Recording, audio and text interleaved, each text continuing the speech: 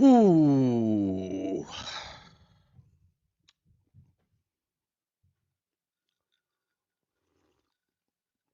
Cheers, everybody. It's going to be one of those streams. I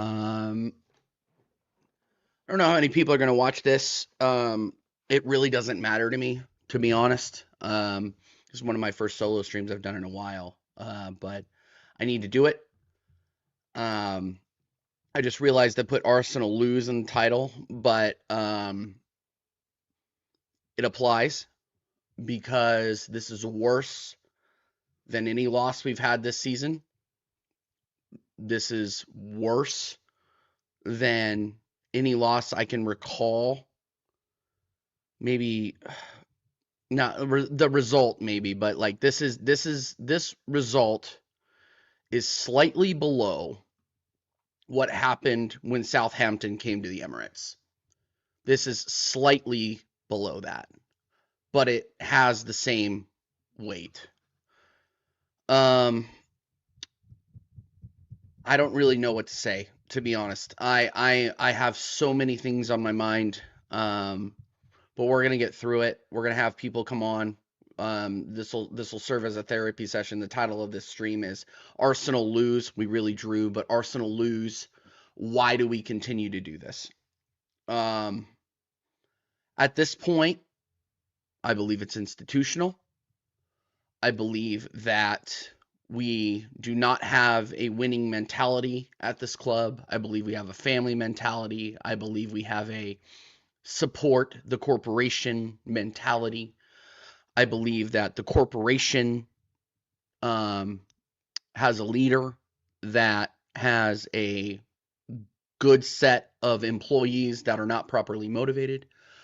I believe that we are,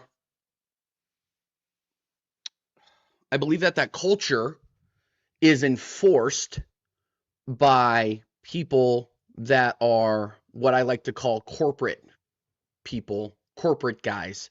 I would consider myself a corporate guy in real world. Like I support my company. Through thick and thin I do it. You want to know why? Because I get benefit out of it. Like they pay me to do it. But there are others in this fan base that do not get paid to do it, yet toe the company line and continue to get abused year after year after year after year. Um, and this is just the latest edition of it. Call us the Arsenal Bills. Call us Buffalo FC. We are about to finish second for the fourth year in a row. We are about to be outdone by our rivals by the fourth year in a row. Actually, if you're being honest, by the 22nd year in a row. And I don't see any changes coming anytime soon. So let this be a stake in the road. We are not going to win anything major this season. FA Cup, great. Carabao Cup, great. FA Cup, we have the easiest run-in I have seen Arsenal have in 10 years. If Arsenal win, great.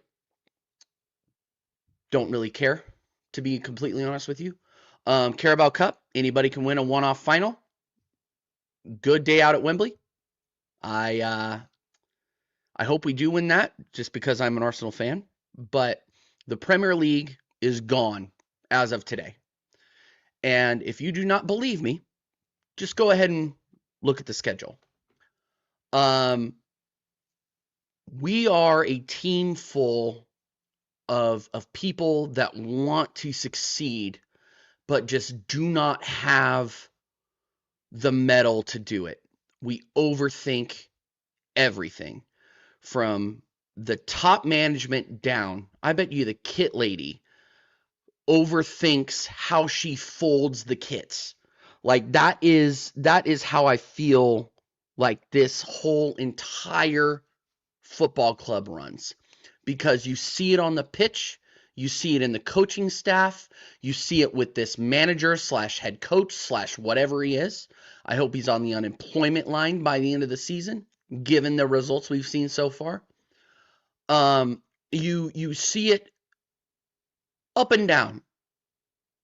We are a team that has no winning mentality whatsoever. Do you want to know why? Because we are afraid of winning. And I wanted to deny it. I'll be really, really honest. I wanted to deny it. I wanted to go out there and put up the front that, no, we're going to get over the line. We're just not there yet. We haven't had the right tools. We haven't had the right formula. We had Rob Holding. We had Zinchenko. We had all of these holes in the squad. But heading into this season, I said it from day one. If we do not win the league this season with this squad and the amount of money we've poured in, with the amount of star power we've poured in, it will be the worst of them all. And it is. I'm gonna be very honest with you. This is the worst. What I said back in August rings true. And this is why I did not get overzealous at any point during the season. When people said, "Hey TJ, you're gonna win a league. Why don't you just say it? Why don't you just go on a limb?" Is my camera been out, by the way? Sorry. If it is, it's fine. It'll catch up. TJ, Arsenal will win the league. Hold on. I need to plug my hard internet here.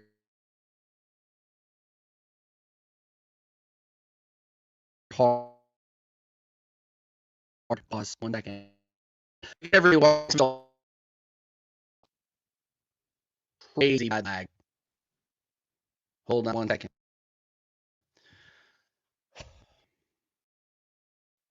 If I have to go off of this stream and then come back, that would be super peak.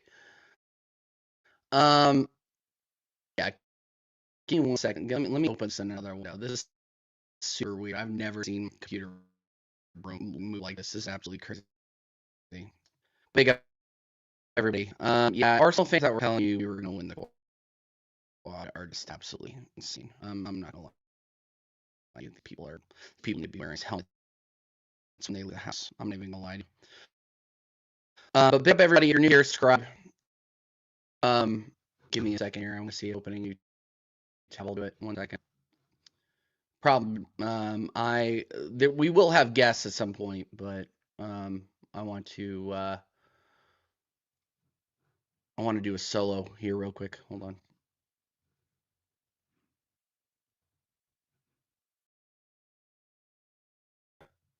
There we go. Oh, that's better. Look at that. Look at that. All right, big up, everybody. Let me know if you guys can hear me. Can you hear me? Is everybody there? All the comments went away in this new session. There we go.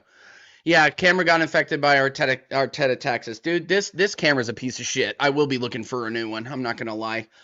But big up, everybody. If you guys were, I don't have any comments other than the bridge. So come on down. Yeah, the Cronkies are messing with the Wi-Fi. We'll get into the Cronkies, by the way. We will get into the Cronkies. But where was I? Oh yeah. Losers.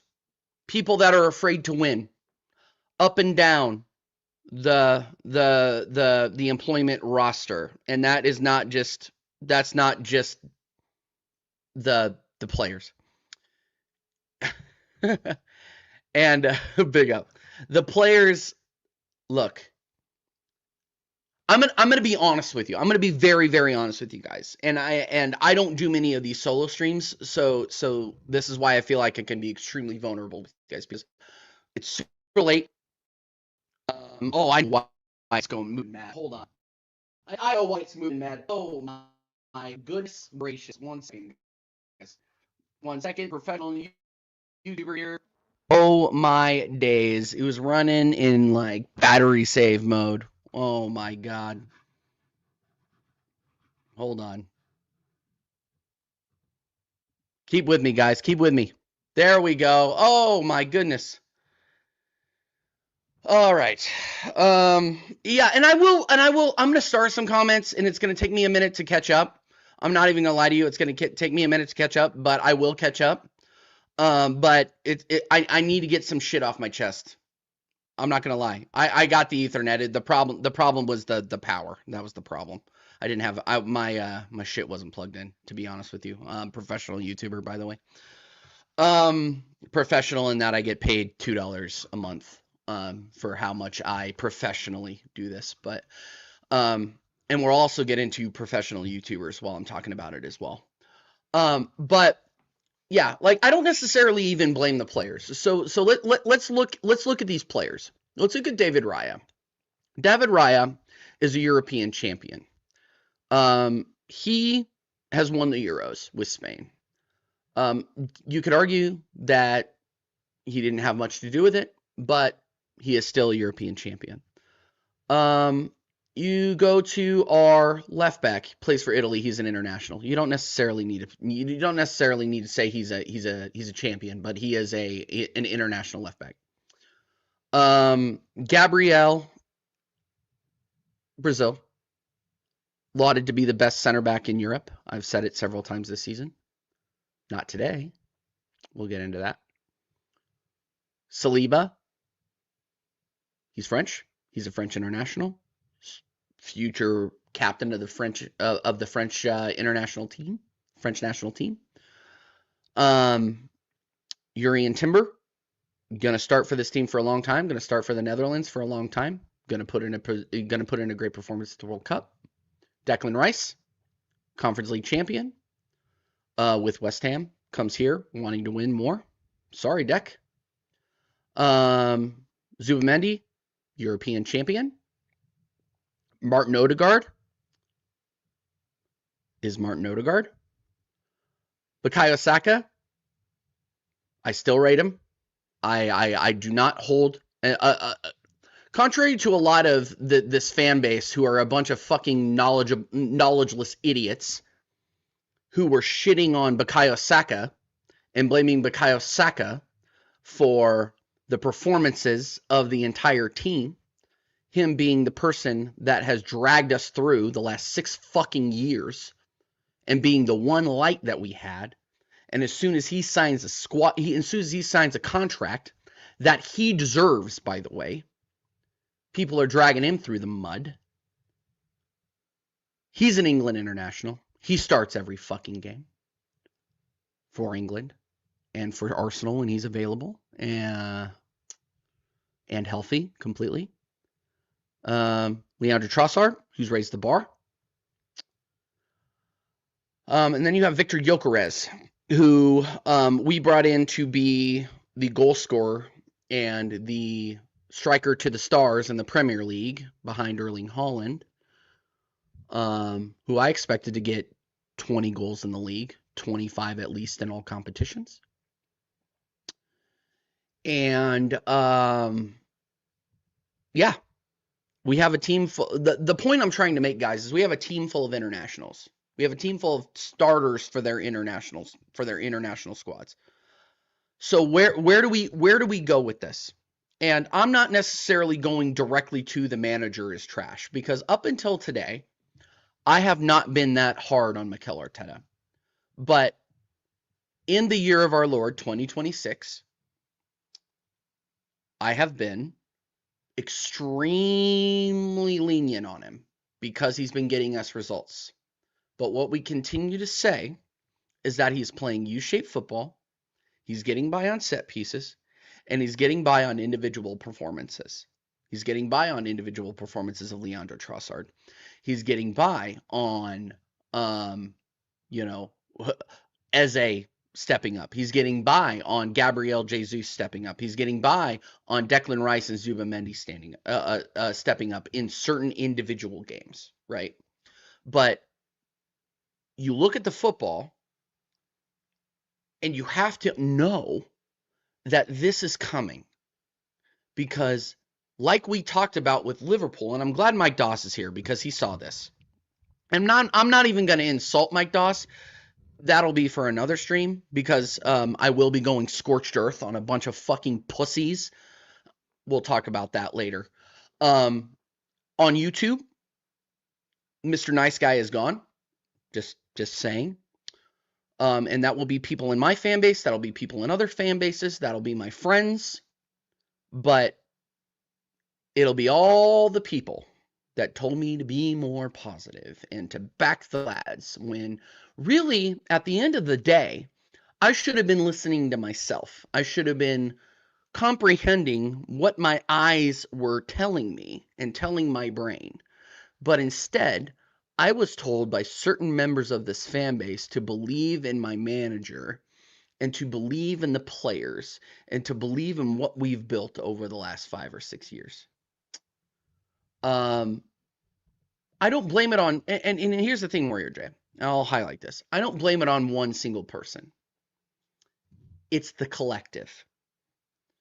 We are a fan base of fucking losers.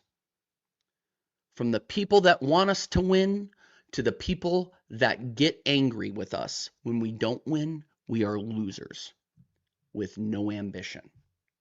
We are a fan base that continually underachieves.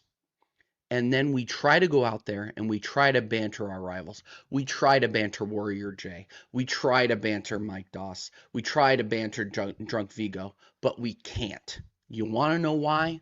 Because they have shiny things. We don't. And until we get there, we barely have a leg to stand on. This is a reckoning, people. We just lost.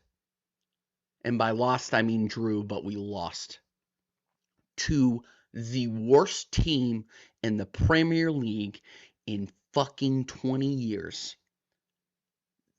You know, they were about to be as worse as Derby, but you know what happened? We gave them an out. We gave them an out. The team that was Premier League champions elect gave them an out. And you know what? It's expected, and unfortunately, as I look back on it, I'm not surprised. Am I about to cry? No. I got the crying out off camera, Staffy. Big up, my guy. I hope you're well. I need to adjust the super chat because I don't really get a lot of super chats on here because I don't stream that much. Big up TM under 127. I'm not trying to be biased as a Chelsea fan, but oh my God, if Arsenal bought all this, coaches and player need to go. It's over. I don't mean to be that guy. It's over. Okay. I want people to look at this stream if we do win the title, and they can banner me all they want. That's fine, but they won't. It's over. We are showing again that we do not have the bottle.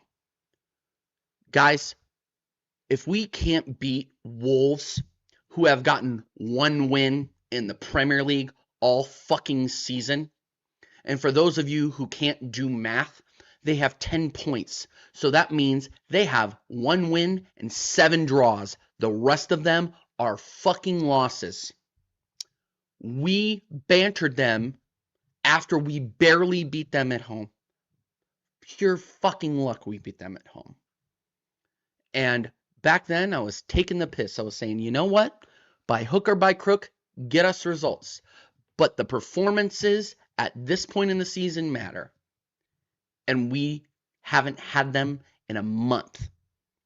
10 of our last 21 possible points we've earned as a football club. And I hope somebody from the club watches this because I'm just so sick and fucking tired of watching this and having to defend it day in and fucking day out, whether it's on the American Waffle Chat, whether it's on Sarcasm City TV, whatever panel I'm lucky enough to be fucking invited to. I'm done. I'm going to call out this club's horseshit from now on. No more gaslighting. No more opinions trying to say, oh, TJ, look on the bright side. Look at this. Look at that. This was a turning point in the season. Or this was a turning point for me and my fandom of this football club. And look, oh man, we're 20 minutes into this rant. We're only 20 minutes in. Get comfortable. Sorry. Get comfortable. because I'm always judged. And here's the thing. I've never come on YouTube. Hold on. Somebody's calling me. I've never come on YouTube claiming to be the smartest football fan in the world. I started watching this club really in earnest in 2015. Really, and in COVID, I locked in. I studied every bit of every match. I did everything. I literally I've not missed a game of Arsenal football since 2020. I started watching in earnest in 2015, started following them in 2010. I have never claimed to be the most knowledgeable Arsenal fan, but what I am is a sports fan. What I do understand, and I am an athlete as well, what I do understand is winning. What I do understand is a winning mentality. What I do understand is seeing a winning culture. So anybody who tries to throw, oh, TJ, you don't know the history of the club, you don't know shit, in my face, you're a fucking loser. And you have no argument. If you default to, you don't know the history, you don't have an argument. You're a fucking loser. That's it. Because if I am making a point and you cannot make a recent rebuttal, you don't have a point. Period. I call it as I see it. And this club has been mediocre all season long. And now we are starting to be exposed. Okay? And I'm not trying to get personal here. I'm not calling out people. That will be for a future stream. But tonight, we talk about the fact that we have dropped the biggest opportunity for us to win the league since 2015, 2016. And people were talking about the Leicester season and being like, oh, TJ Arsenal dropped the league to Leicester. Everybody dropped the league to Leicester. Everybody did. Like, Tottenham finished above us. And people are saying, oh, we lost the league to Leicester. Like, what the fuck are you talking about? Like, what the fuck are you talking about? Anyway. All I'm trying to say is if you do not look at this earnestly and look at it through the lens, you can look at it through a historical lens. That's totally fine. I researched this club before I fully supported them. I understood that we went invincible. I love that winning. I thought we had a winning culture under Arsene Wenger, but then that slowly faded away. Okay, that slowly faded away. Hey Vader, if you didn't, thank you for tuning into the stream. I explained this earlier in the stream. Drawing to Wolves is worse than a loss. So, there you go. Big up everybody inside, by the way. Smash the likes if you would like. Subscribe to the channel if you would like. If you do not, that's totally fine. Big up DJB. Is this the real DJB? Is this the real DJB? No way. No way. This legend's in the chat. Big up DJB every single time. He says, don't let this manager fool you, bro. He's not good enough. This squad depth is overrated. Bar for this club has been lowered for years, and this manager's been protected for this damaged club. Yep, you want to know why? The money, money, money. They do it for the money, money, money. That's why. So, anybody who tells you a difference, sorry, they're a cock. They are a club fucking cock. I get to teach. Well, explain. Well, I'm glad. They are hotel chair merchants. Big up, Greg's. Greg's, why aren't you a mod? I'll mod you later. Big up, Greg's. Yeah. Anyway. I'm doing this because I want people to know that I am a supporter of Arsenal Football Club. I've watched every game. Every game. For 5-10 years. And if that isn't good enough for you, I don't give a fuck. I spend my time arguing with rivals week in, week out, day after day. I have to put up with Griggs talks. Day after day, I have to put up with Staffy TV. Day after day, I have to put up with Vader when he decides to show up in the group chat. You guys don't think I defend this football club because, oh, TJ, you haven't been supporting since 1988? Like, fuck off. Fuck off. Okay? Now that we got that out of the way, let's go to the rot in this club. Money is the rot. Success does not have anything to do with where this club stands right now. Because we have not had success. Success is trophies in major competitions. We have not had any trophies in major competitions since the COVID era. And we give shit to Liverpool about winning the league in front of cardboard cutouts. Guess what? We won our last trophy in front of cardboard cutouts at Wembley. I watched that game. I saw Aubameyang bail us out. What did he get for that? A fucking one-way trip to Spain, contract terminated, and then he goes and balls out. First charge against Mikel Arteta. Because he changed the way that this club plays. He changed the culture at Arsenal. And for some of it, it's for the better. I really do like that that a lot of these players back him. You can tell that they back him. You can tell. They love this guy. But they're not getting what the fans need. And the fans don't know they need it. A lot of the match-going fans, and I'm not one of them yet, but I will be. A lot of the match-going fans are totally fine with a day out. They want to go out there. They want to sing North London Forever. They want to have their beer or tea or whatever the fuck they drink at halftime. And then they want to go back home, hopefully with Arsenal winning. They're not out there dying on the terraces. They're not out there fighting. They're out there just for a day. They don't care if Arsenal win trophies. They don't.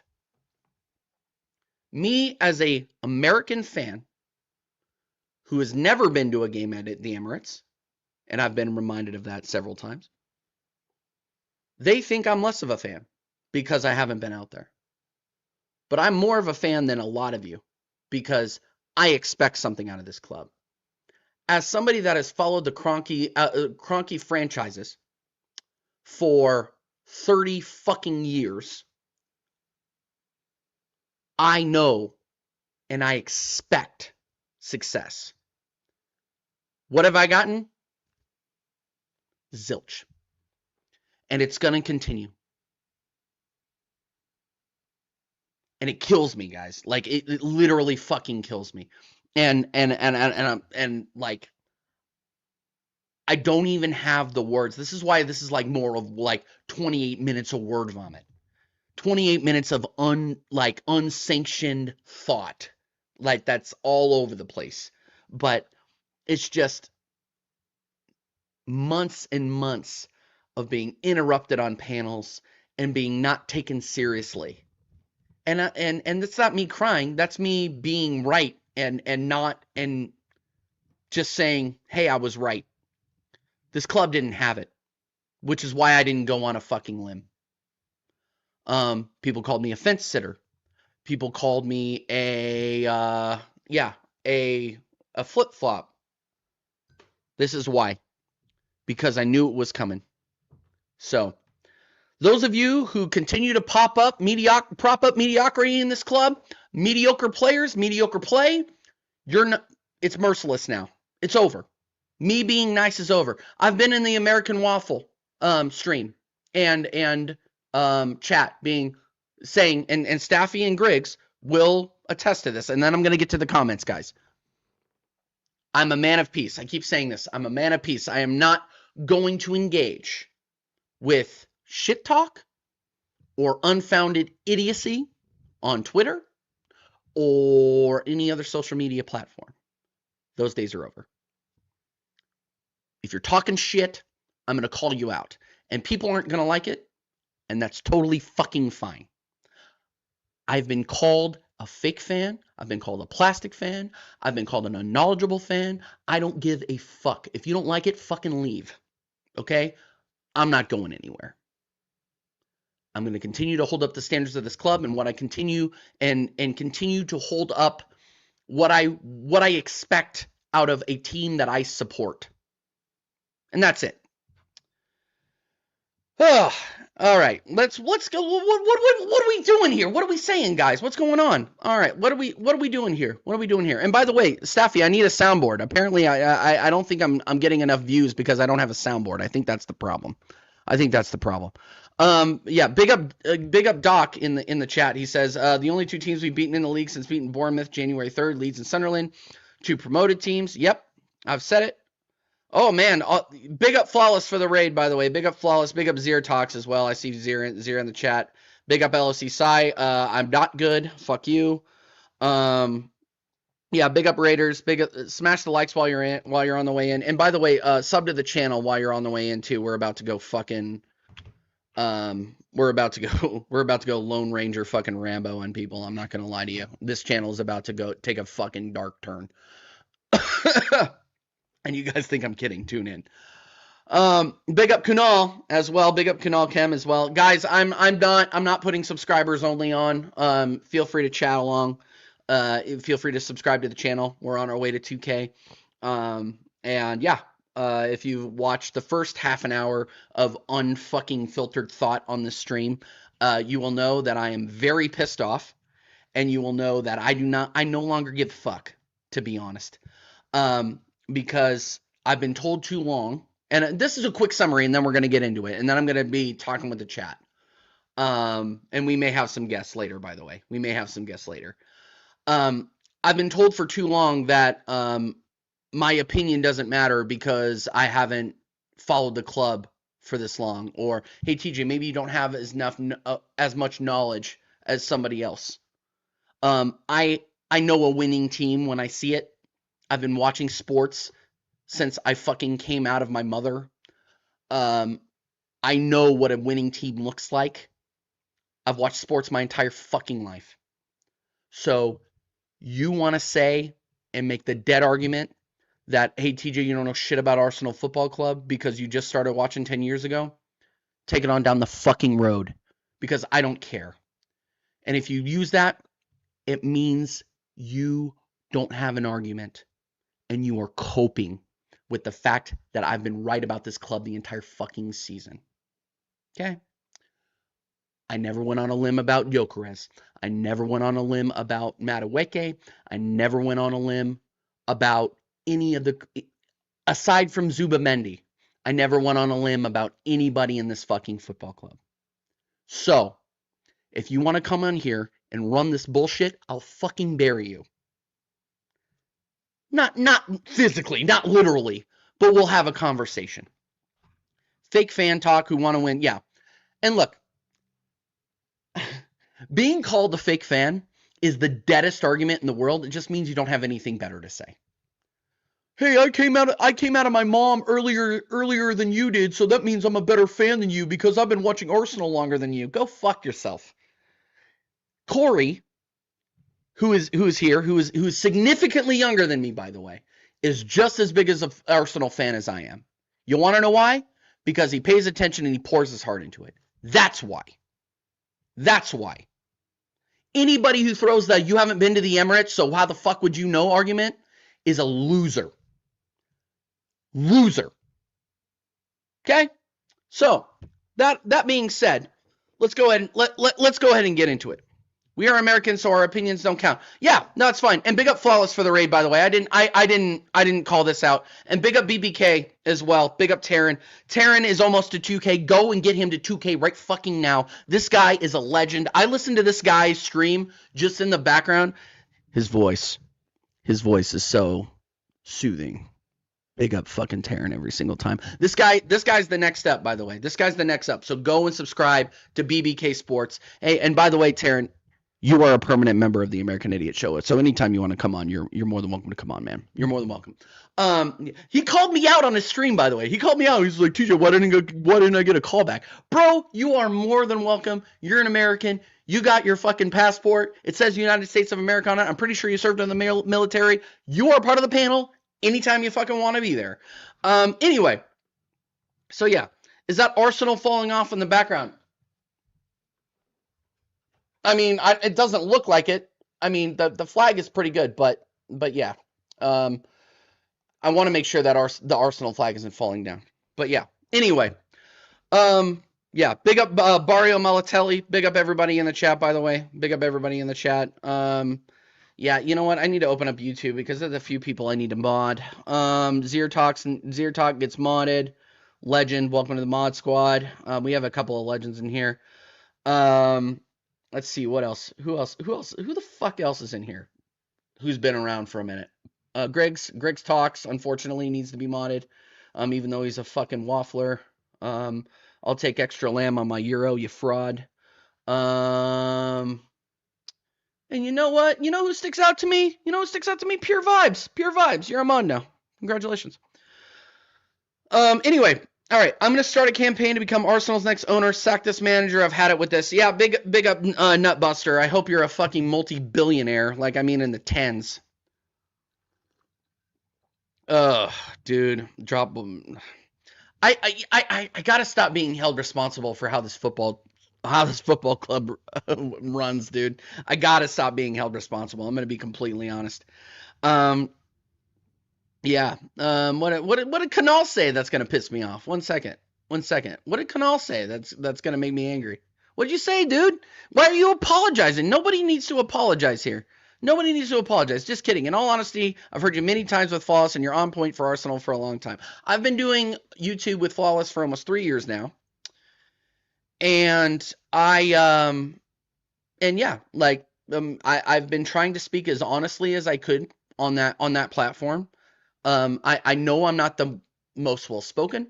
I know I'm not the marquee sometimes, just because I speak very, very honestly. I don't really put a clown nose on very often. But I try to speak honestly there. And big up Flawless for having me and working with me for 2.5 years. Big up to the American Waffle guys for letting a guy like me with no football knowledge come on and run my fucking mouth. Like, I appreciate everybody who's given me a platform on here. Long story short. Have you seen Lee Gunner's fan cam title, Wolves versus Sheep? Yeah, that's pretty funny. That's pretty funny. I'm not gonna lie. That's pretty funny. I haven't seen it, but yeah, that's pretty funny.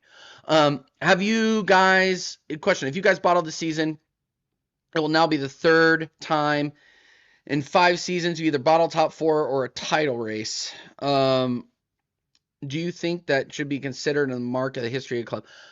There's already a mark. This will be the second time. Well, no, we've already accomplished. Hold on. Sorry. We've already accomplished the third time we finished second in a row, like 3 times in a row. We've done that. But when we get second again, because we will, when we get second again, and I'm not trying to, TJ, you're a negative Arsenal fan. When we get second for the 4th year in a row, this will be a black eye in our history. And I've done research on our history enough to know that we have never had a run like this. We have been the hotel merchants, hotel chair, let you bang our girlfriend club. If I just turn the volume down, if that offended you, turn the volume down. No, it's the 4th time, and some of the top gunners believe last season we were in the title race. We weren't, but we did get second. We are on 5 bottle jobs for top 4 of the title. We did 3 times, not 4. We have finished second 3 times in a row, twice. Back in the 90s, and just now. We are about to do it again for the 4th time. And I would like to know, and this is where I will plead ignorance. This is where I'll plead ignorance, guys. I'm not going to lie to you. This is where I'll plead ignorance. Where the fuck in any league has one team finished second 4 years in a row? Other than the NFL. Buffalo Bills. And by the way, they still haven't won a Super Bowl. Serial bottlers. Pretty soon, I'm expecting, big up Tariq, pretty soon, I'm expecting our fan base to be like on AFTV, fucking stupid cuck channel. People on AFTV jumping through tables.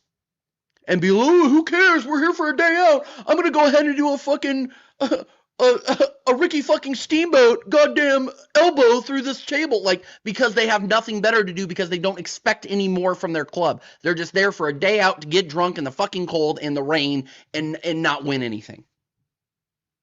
Okay? But AFTV says it's okay, so that's fine. AFTV says it's fine. Believe those idiots. Believe Julian. Believe all those morons. Keep lapping it up. Keep lapping up the mediocrity. And I've met those guys, by the way. They're in it for the money. They're in it for the money. Don't believe anything otherwise. Ever. There's a reason why the people on that channel that talked any sense, Turkish troops, they fucking left. There's a reason. Okay? Don't get me fucking started. I'm all over the place, guys. I'm fucking shooting tonight. I don't care. I don't care. And the people that say, "Oh yeah, I hate AFTV with a passion." Good. That's fine. Form your own opinions. Don't listen to the drab. I've been on AFTV. I've done interviews with Cecil. I was in Washington, D.C. 2 years ago. They edited the interview. Okay? They edited the fucking interview. I said, I don't care what the fuck the team... They were interviewing me about the fucking yellow kit. They said, TJ, what do you think about the yellow kit? I said, I don't give a fuck about the yellow kit. Cool. It's a topographic map of Islington. Awesome. I've never been there. Hope to go there someday. Win me a trophy. Win me a trophy. Why are we talking about the kit? Talk to me about the fucking players. Talk to me about Kai Havertz, who starts tomorrow. Talk to me about Declan Rice, who's making his first fucking start against the MLS All-Stars. Tell me about that. Talk to me about the players. Stop talking to me about ice. That was right after that Rice baby bullshit came out. They're doing it for the money, people. And you know what? Good for them. Good for them.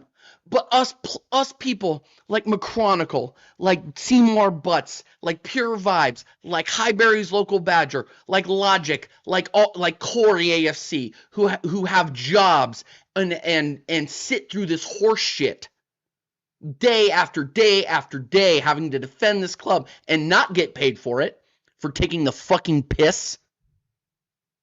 Those are the people that I'm talking about now. Those are the people. Guys, the rivals were correct.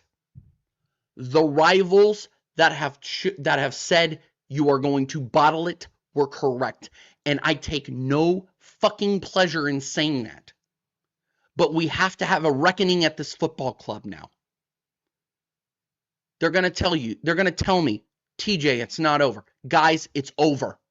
It's over. The season's done. I rate the players. I do not rate the institution. Period. Major changes need to come,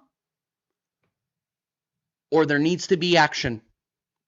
The day I disappear is the day you know I got tired of it. I'm not there yet. I'm not there yet. Because as long as somebody has a voice calling out this horse shit and not doing it in a toxic way, not doing it in a disparaging way, not calling people disparaging names, not doing any of that, doing it in a healthy way other than calling them cucks. That's more out of anger, I'm not going to lie to you. But doing it in a respectful way and challenging the trajectory this football club has been on for the last 7-8 years. Those are the people that need the voice. And I will continue to try to do that. And I will continue to try to not stutter through it. Okay? I'll try. I'll do my best. Big up Saeed TV Extra is in here for some reason. Big up Saeed TV Extra, I guess.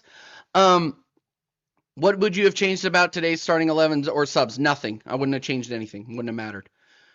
Wouldn't have mattered. Vader. It's wolves away. It wouldn't have mattered. This is a systemic problem. This is not a problem where there is if we would have started Eze in the 10, it would have been better. Or, if Calafiori would have been in the entire game, oh my God, it would have made a difference. It wouldn't have made a difference. It wouldn't have made a difference, because as soon as that clock hit 96 minutes or 95 minutes, whenever it hit final time, we were talking about the weather.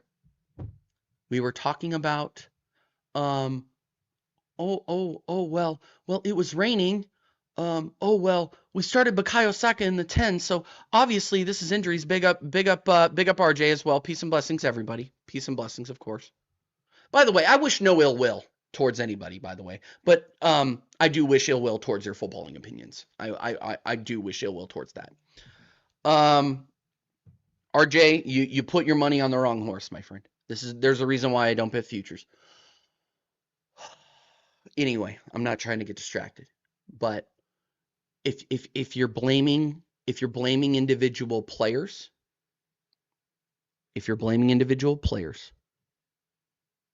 you're wrong. You're wrong. You can blame the players as a collective. You can blame the institution as a collective.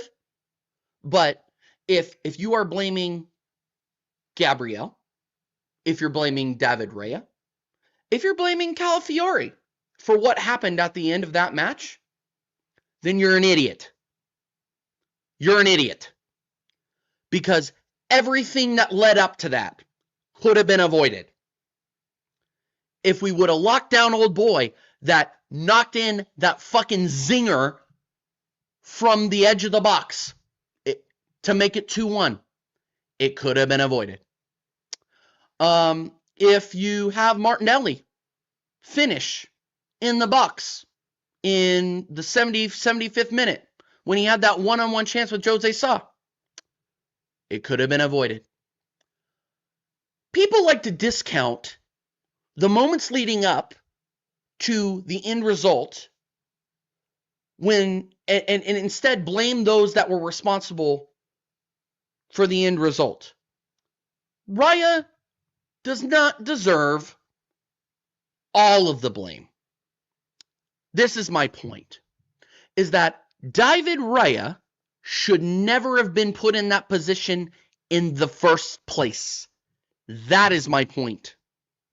The fact that we let that guy sit outside of the box without locking him down for him to put in one of the better finesse shots I've seen all fucking season. All season.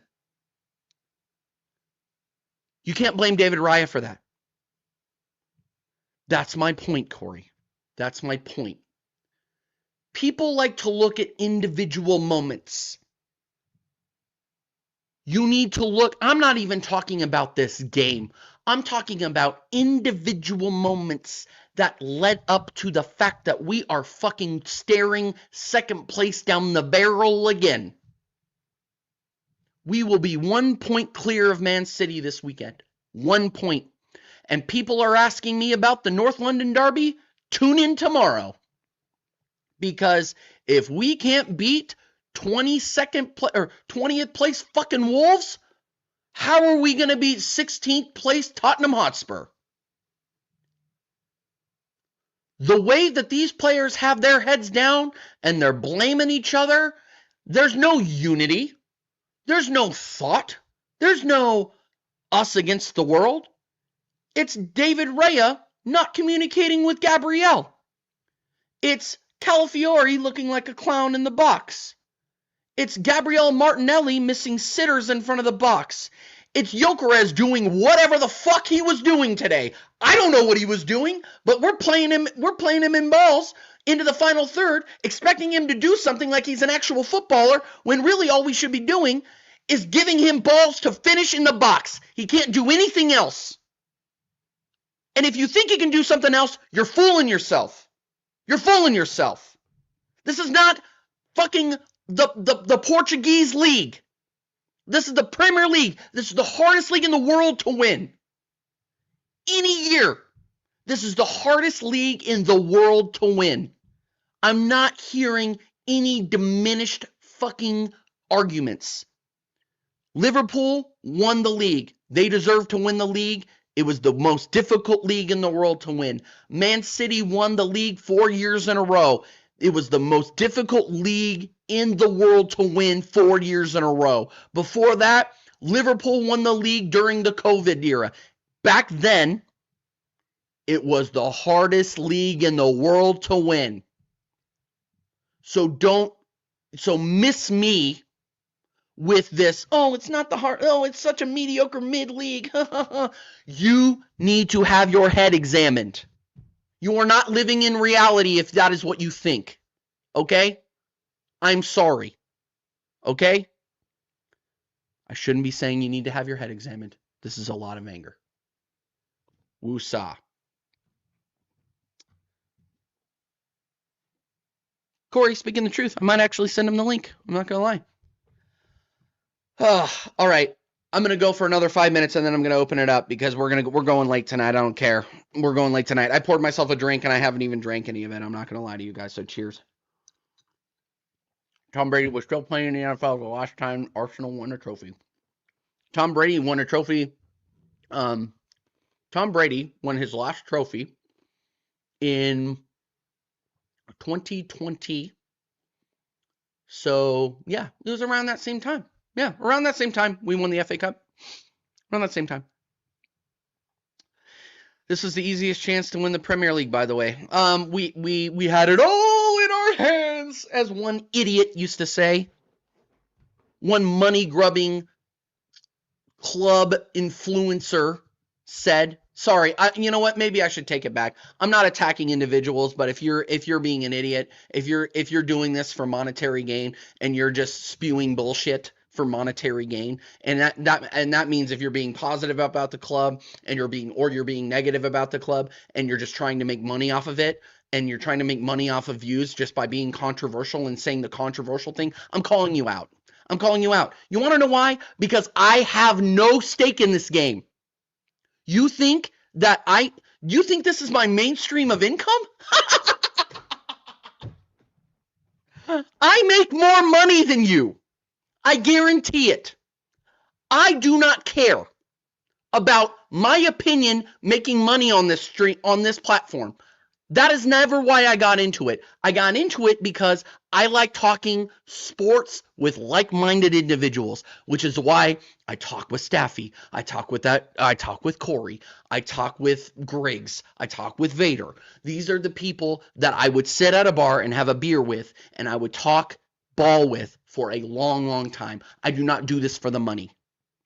Okay? But if you do this for the money and you're being shameless for views, you're being called out. I don't care who you are. It's over.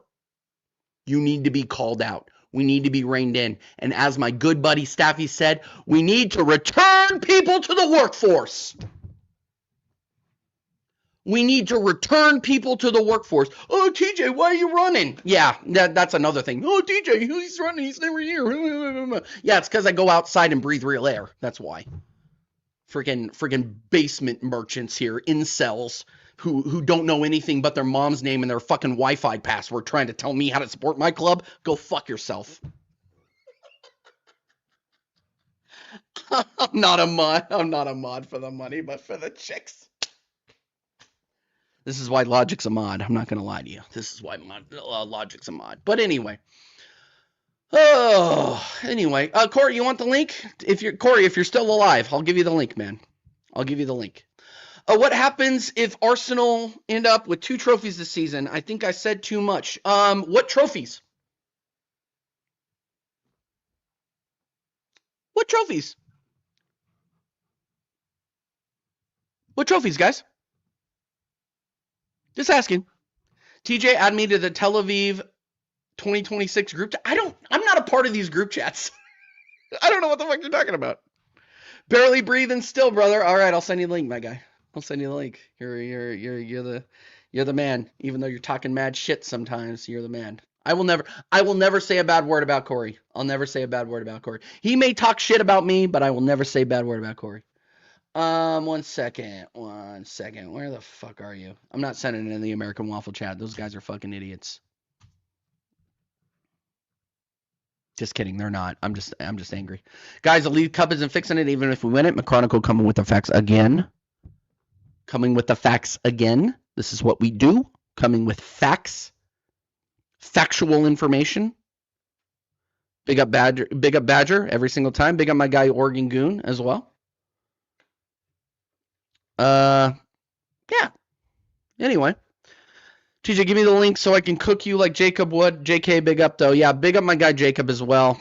Yeah, big up my guy Jacob. He's doing big things, by the way. People who don't know where Jacob Walraven is, he is doing big things. So big up him every single time. Big up Jacob. He's going out. He's also touching grass. He's also not a fucking basement dweller like half of my stupid fan base is.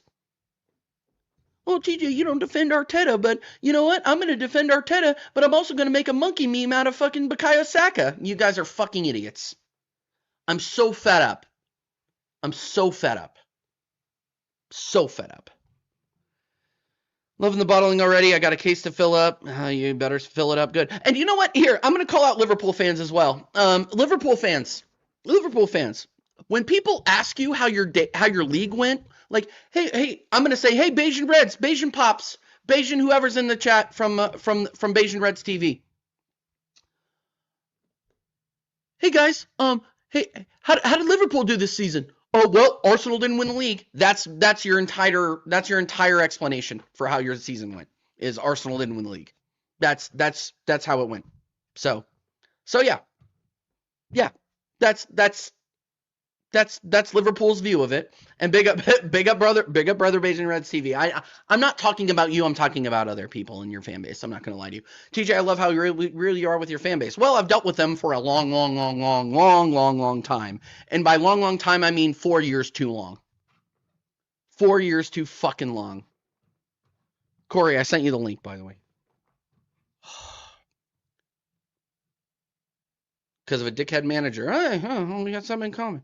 Anyway, smash the likes up while you guys are here. How many likes are we on, by the way? I don't really give a shit, to be honest with you. But we'll look. Hey, 36 likes. Get us up to 50 likes. I'm on here blessing my burying my soul. Might as well hit the likes while you guys are here, by the way. Might as well hit the likes.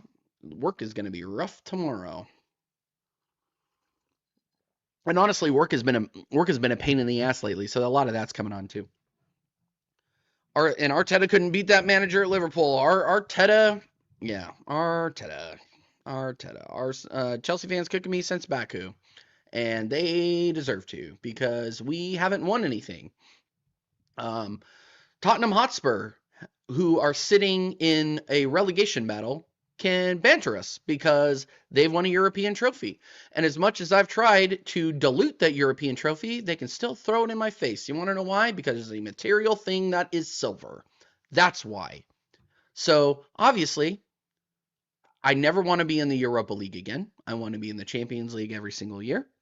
And honestly, if this manager was smart, he would focus on the Champions League because we're not winning the Prem. We're not winning the Prem. So, he's made that well and clear. You started Bukayo Saka in the 10 when you had Eze there. Why? Why did you bring him here? Hold on, Corey. My shit's fucking up, Corey. Give me a minute. Hold on, guys. Smash the likes. I gotta reload the stream because my freaking views didn't load, so I can't even get Corey in here. One second. I need to let my guy cook here real quick. So give.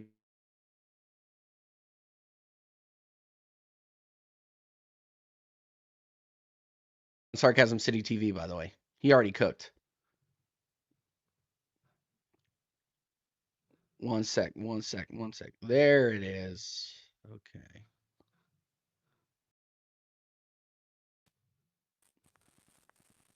There it is, my guy Corey. Big up Corey, man. Yeah, welcome to the rant. Welcome to this unfiltered fucking bullshit, like unfiltered stream of thought. You're my guy. We stand in the trenches. We take bullets together. We may shoot at each other sometimes, but it's out of love. Yeah, man. What are your thoughts? Share it with the 42 people that are up late. Well, if you want to know my thoughts, let me just get out of the way so you guys can see this fucking image. You guys see this shit right here? This is a fucking jail cell. This is where all these fucking players and fucking Arteta deserve to be sleeping for the fucking night. Take these fucking clowns to the nearest fucking. Take these guys to the nearest fucking. I don't even remember. My head is so gone right now. I don't even know what the fuck they fucking call it right now. Take these guys to the nearest fucking prison cell, yeah, and lock them up. That's where these pieces of shit fucking deserve, bro. I've had a fucking enough. I'm actually so fucking done. Bro, you know what's crazy? I loaded up the stream. I seen Griggs in here. I seen fucking Ahmed in here. Fucking Ahmed in here, bro. Marshall, fucking who else? Vader was in here. I had to deal Vader with was in here. Staffy was in here. Everybody was in here. Of course. Oh my, yo, Staffy gave me so much shit, man. Dude, we're done. We're cooked tomorrow, right? Like we're gonna have. Bro, you and I are gonna be in the trenches like this tomorrow. We need to be on the same side tomorrow, bro. Nah, yeah, we gotta be on the same. Bro, I'll be so real. I'm begging for a lifetime sentence for the whole show. Please. I mean, honestly, they might as well put me in the cell, bro, because it's not like I'm gonna be able to talk tomorrow. It's not like either of us are gonna be able to talk tomorrow. We're being truly honest, but I'm so fucking done with this shit, bro. Yeah. For me, for someone that's such a for such a young age, yeah, because they call me baby face, all this, bro. Oh my fucking Lord. I don't know how much more fucking pain I can take, bro. I cannot keep dealing with this shit. It's so fucking insane. I'm actually so fucking done, bro. Like, Vader, you know what's crazy? I was over here clowning oh my god, I just called him Vader. Yeah, bro, my head is gone. My head is fucking gone. I was over here clowning Vader, bro. I was over here clowning Vader, telling him, "Oh my god, you only need a point against Liverpool. What are you talking about? You see? Look who is right here. We go, bro. Here we go. Look who is right here. Oh yeah, you guys don't need to win at City." He didn't know this was gonna happen. He had no idea. He's such an asshole. He had no idea. I'm saying. Oh my god, this is why I don't like Canadians. This is a guy like me, Corey. This is me coming in. Like, what Vader is doing right now is me coming into the American Waffle group chat, just hitting a +900 fucking parlay and being like, "I'm a fucking genius." That's me. That's what Vader's doing. No, but hold on. Let me just get back to where I cannot keep doing. Go ahead. I dealt with this shit in 22-23. Yeah, that was my what year was it? I think that was my second. I'm pretty sure that was my second year of college. That was my second year of college. I was watching that shit in a dorm. Shit. You know how much fucking noise I was making? I couldn't believe what we were doing that season throughout the whole thing. And then they gave me the worst fucking ending of all time. And then they said, nah. And you know what's crazy? But you know what the even craziest part? My roommate was an Arsenal fan as well. So we were sat there going through the pain together. It's ridiculous. And then they said, nah, Corey, you know what? You haven't had this for enough. No. A surprise title race and then a nice little bottle at the end isn't enough for you. Let's give you another one next season.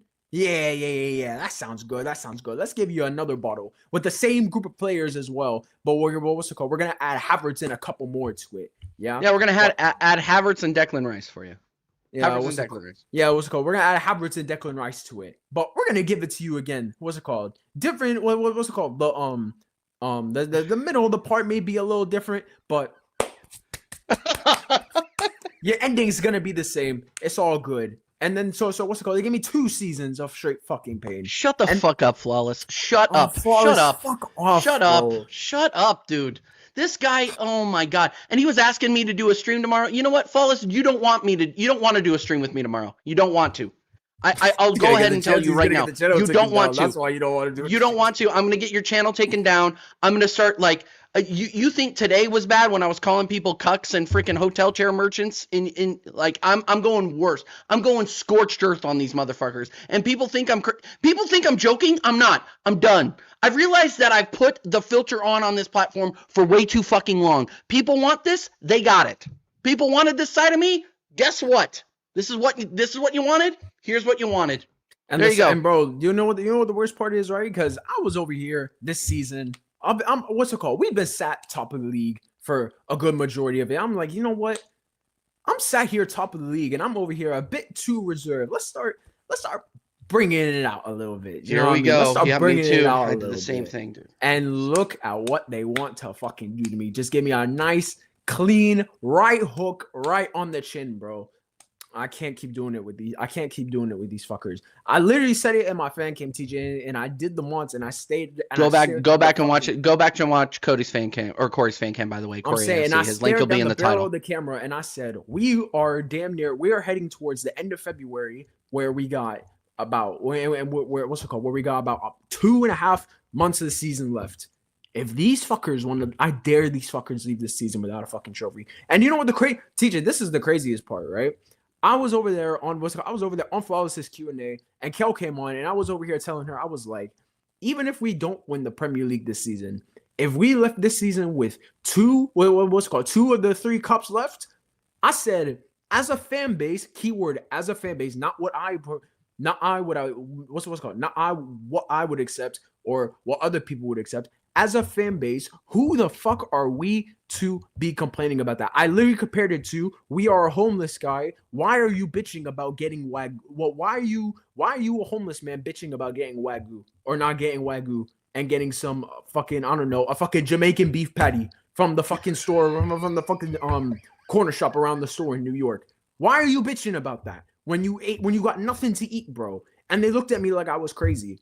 They looked at me like I was crazy for saying if Arsenal won 2 trophies this season, regardless of what they are, we as a fan base have no right to we as a fan base should be complaining about that, like we have like a complete right to be winning that.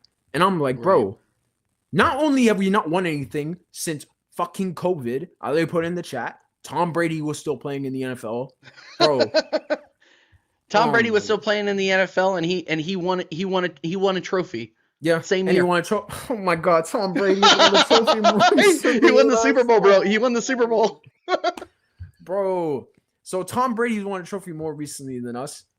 The fans were not fucking allowed. It was fucking empty fucking seats everywhere around the world. It doesn't matter where you were. There were empty seats in any major sporting event. They had South Park characters in the fucking. They had South Park characters in the fucking stands, like I'm saying, you had South Park characters in the can, bro. You remember that first game against Man City when they had the Premier League bag, and then that big ass screen with just cameras on there of just fans filling in.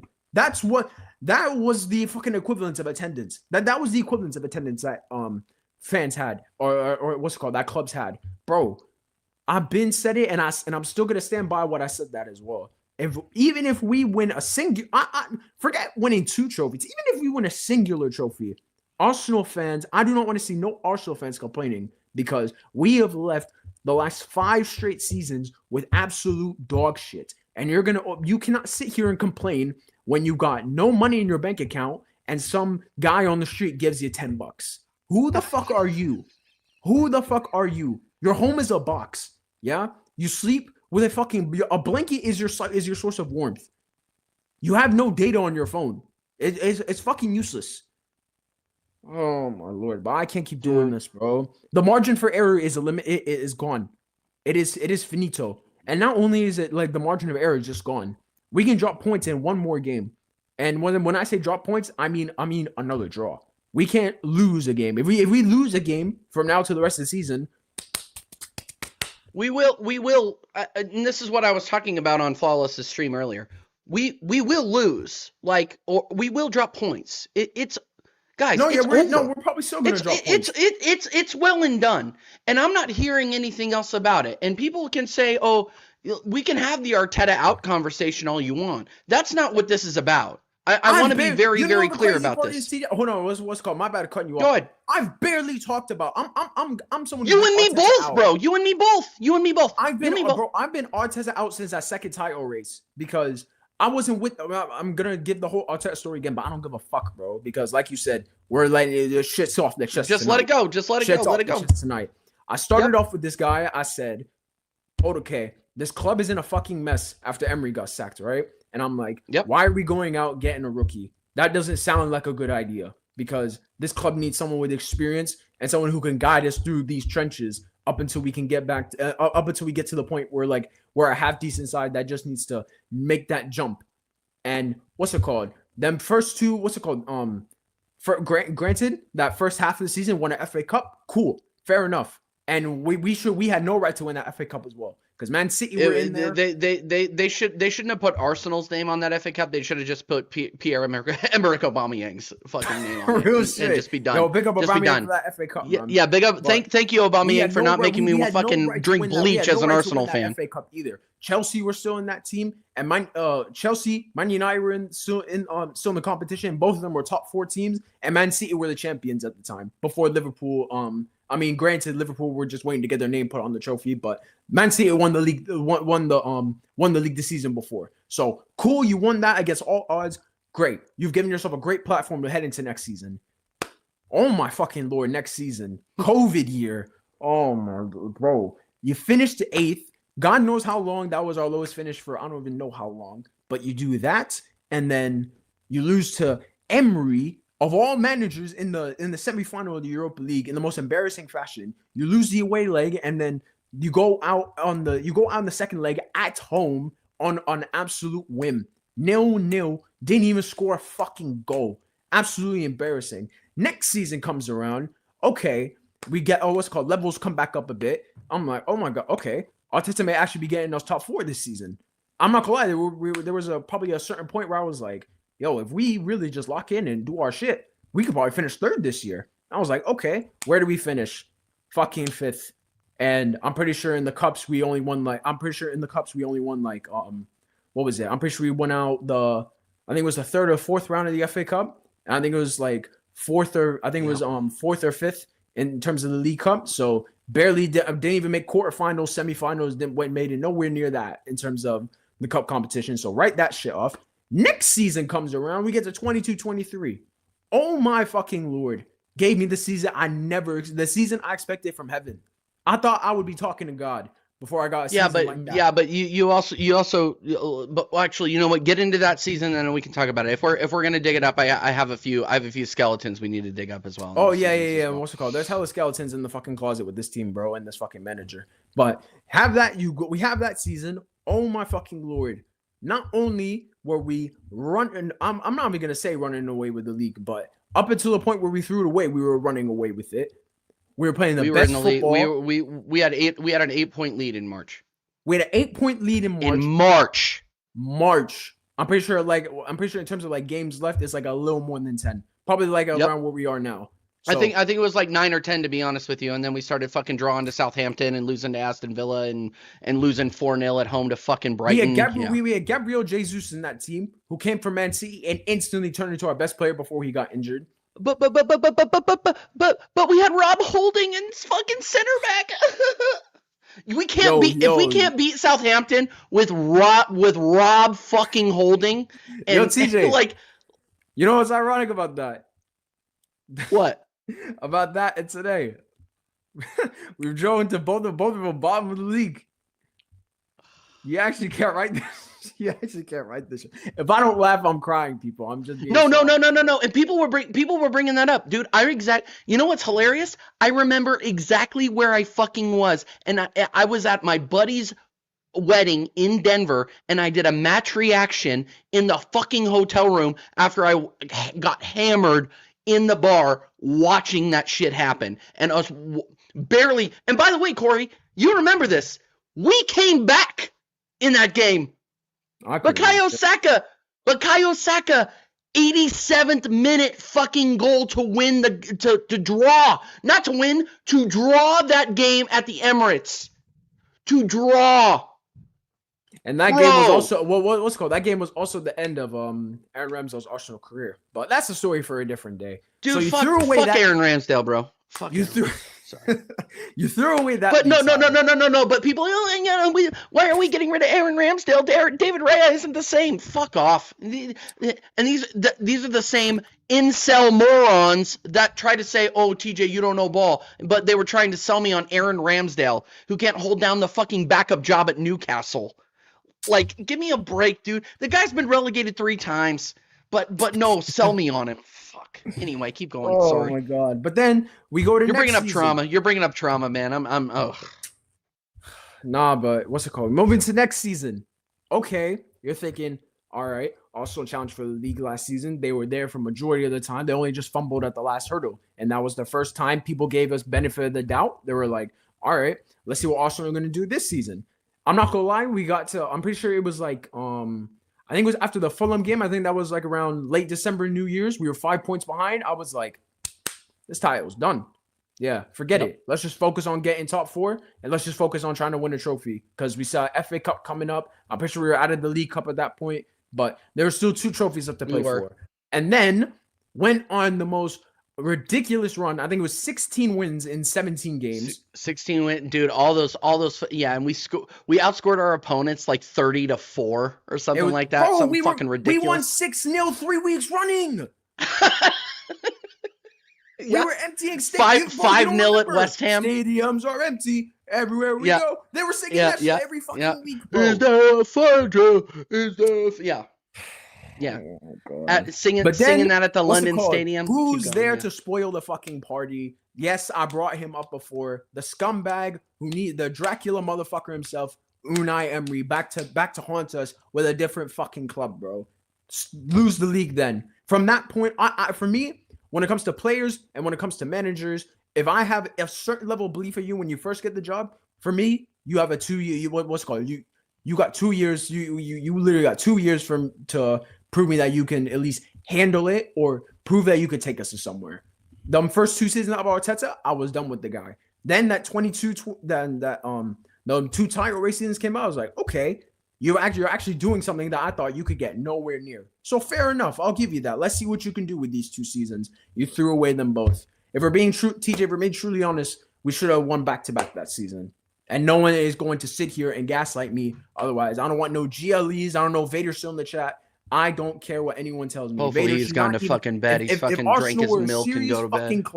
If Arsenal were a serious fucking club in terms of getting the job done, City would have never had a 4-peat. They never would have had a treble, and Arsenal would have been sat here with a back-to-back league titles after winning none for the God knows what was it at that point, like 19 years or some shit. I think the 23-24 season was the 20th year anniversary or some shit, and people were being like, "Oh yeah, it's written in the stars."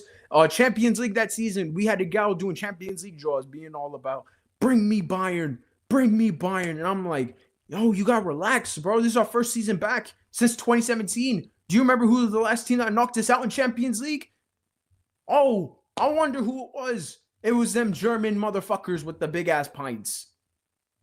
Get out of here, man. And then last season, you're over here, you take a fucking season off when early in the season you had Man City completely falling off, and that proved to be true because they went on to go on one win in 13, and then you had what's it called? And then the next team lined up straight after that is Arsenal, because we were the next best team equipped in terms of winning the league. We what's it called? We got a draw at the Etihad early in the season. Like in terms of the title race, like for that year, you could have looked at that like that could have been a vital point in the future, but. Nah. Yo, Karma. Yo, dude, I'd actually rather put my head in a fucking blender than call Marshall right now. I'm gonna be so fuck honest. Marshall. We don't need. No one needs to hear. Listen for fucking Marshall, nobody bro. wants to hear from Casually FC. Hey, Casually FC, give me your report. Give me your fucking opinion on Arsenal. That's what you're gonna hear. That's all you're gonna hear. But then you want what's it called? Arteta wants to take a season off, and all these players want to take a season off last year and just want to finish second with our top goal scorer being 9 goals. Kai Havertz, by the way, he never played a game in the Premier League after February. Can I just say that? Still still finished our top goal scorer that year. But hey guys, come back this season, and I'm not gonna lie, it's just looking like the same book. It's just the same book, but you know where they put like all the credentials, like you put the title, you put when it was written, all this shit, when it was like proofed, all that. It's just a different date. It's just a different date. Oh, Thursday night's gonna be fun. Yeah, I bet it fucking is, Vader. Great. I bet it fucking is. Yeah. All I know is that, bro. Like after this season, if we do not win anything, a single thing, because like I said it before, I'm gonna say it again. If we win a trophy this year, Arsenal fans are not going to be in the best position to be complaining about the season being a complete failure. The only time you could talk about the season being a failure is in terms of not winning the Premier League, and that's it. In terms of everything else, butter. Dude, I don't think people know what our FA Cup record or our cup record in general was before this season. I think it was like 3 wins. We had not gotten to a quarterfinal in 6 years. Fuck Since that. we never won it. even, TJ, Since we never we even won made it. the 5th round. We never even made Yeah, the 5th since round. we bro, it's crazy. Like what, bro? And here's the thing. And everybody's like glorifying the 2022-23 season. Bro, we fucking went out to Nottingham Forest, championship Nottingham Forest that season. If that didn't tell you everything you needed to know about that club, about that, like about that squad, about the manager, about the They just coaching blamed the staff, depth, though. about the They just fucking blamed the kit depth at lady. that time. All it you was the need depth. to know. Oh no, it was Nuno Tavash's fault. He was too busy licking his dogs. No, he was not the problem. He was a symptom of the problem. Okay? Everybody wants to blame it on him, but he was not the worst. Yes, he was by far the worst player on the pitch. But guess what? He got taken off after 30 minutes. On the 85th. Yeah, after 38 minutes, he was gone. So what are you going to blame the next fucking 60 minutes on? Brother, you're shit. What are you talking about? You're a left back You that can't suck. defend. Bro, you suck, and you can barely hold your water in the fucking Italian league. Who gives like? What the fuck are you talking about? And people are defending. Like, here's the problem with this, Corey, is people like revisionism.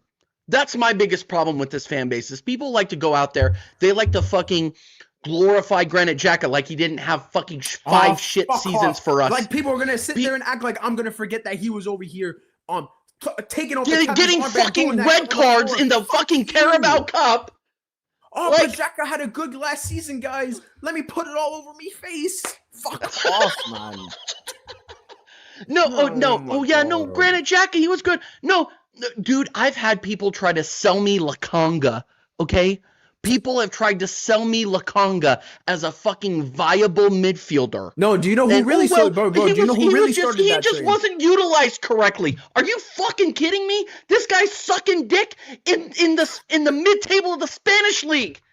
Like, what the fuck are we doing here? Stop giving me revisionist history. Stop. Is he not in Germany? Stop. What's it called? I swear he was I swear he's on loan in Germany or something like that. I don't even know. No, he's at Hamburg.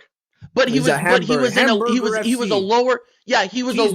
league, Cheeseburger FC. But don't speak too loud. Griggs might hear you. No, all I'm do saying. You know who really told us about Lokonga, TJ?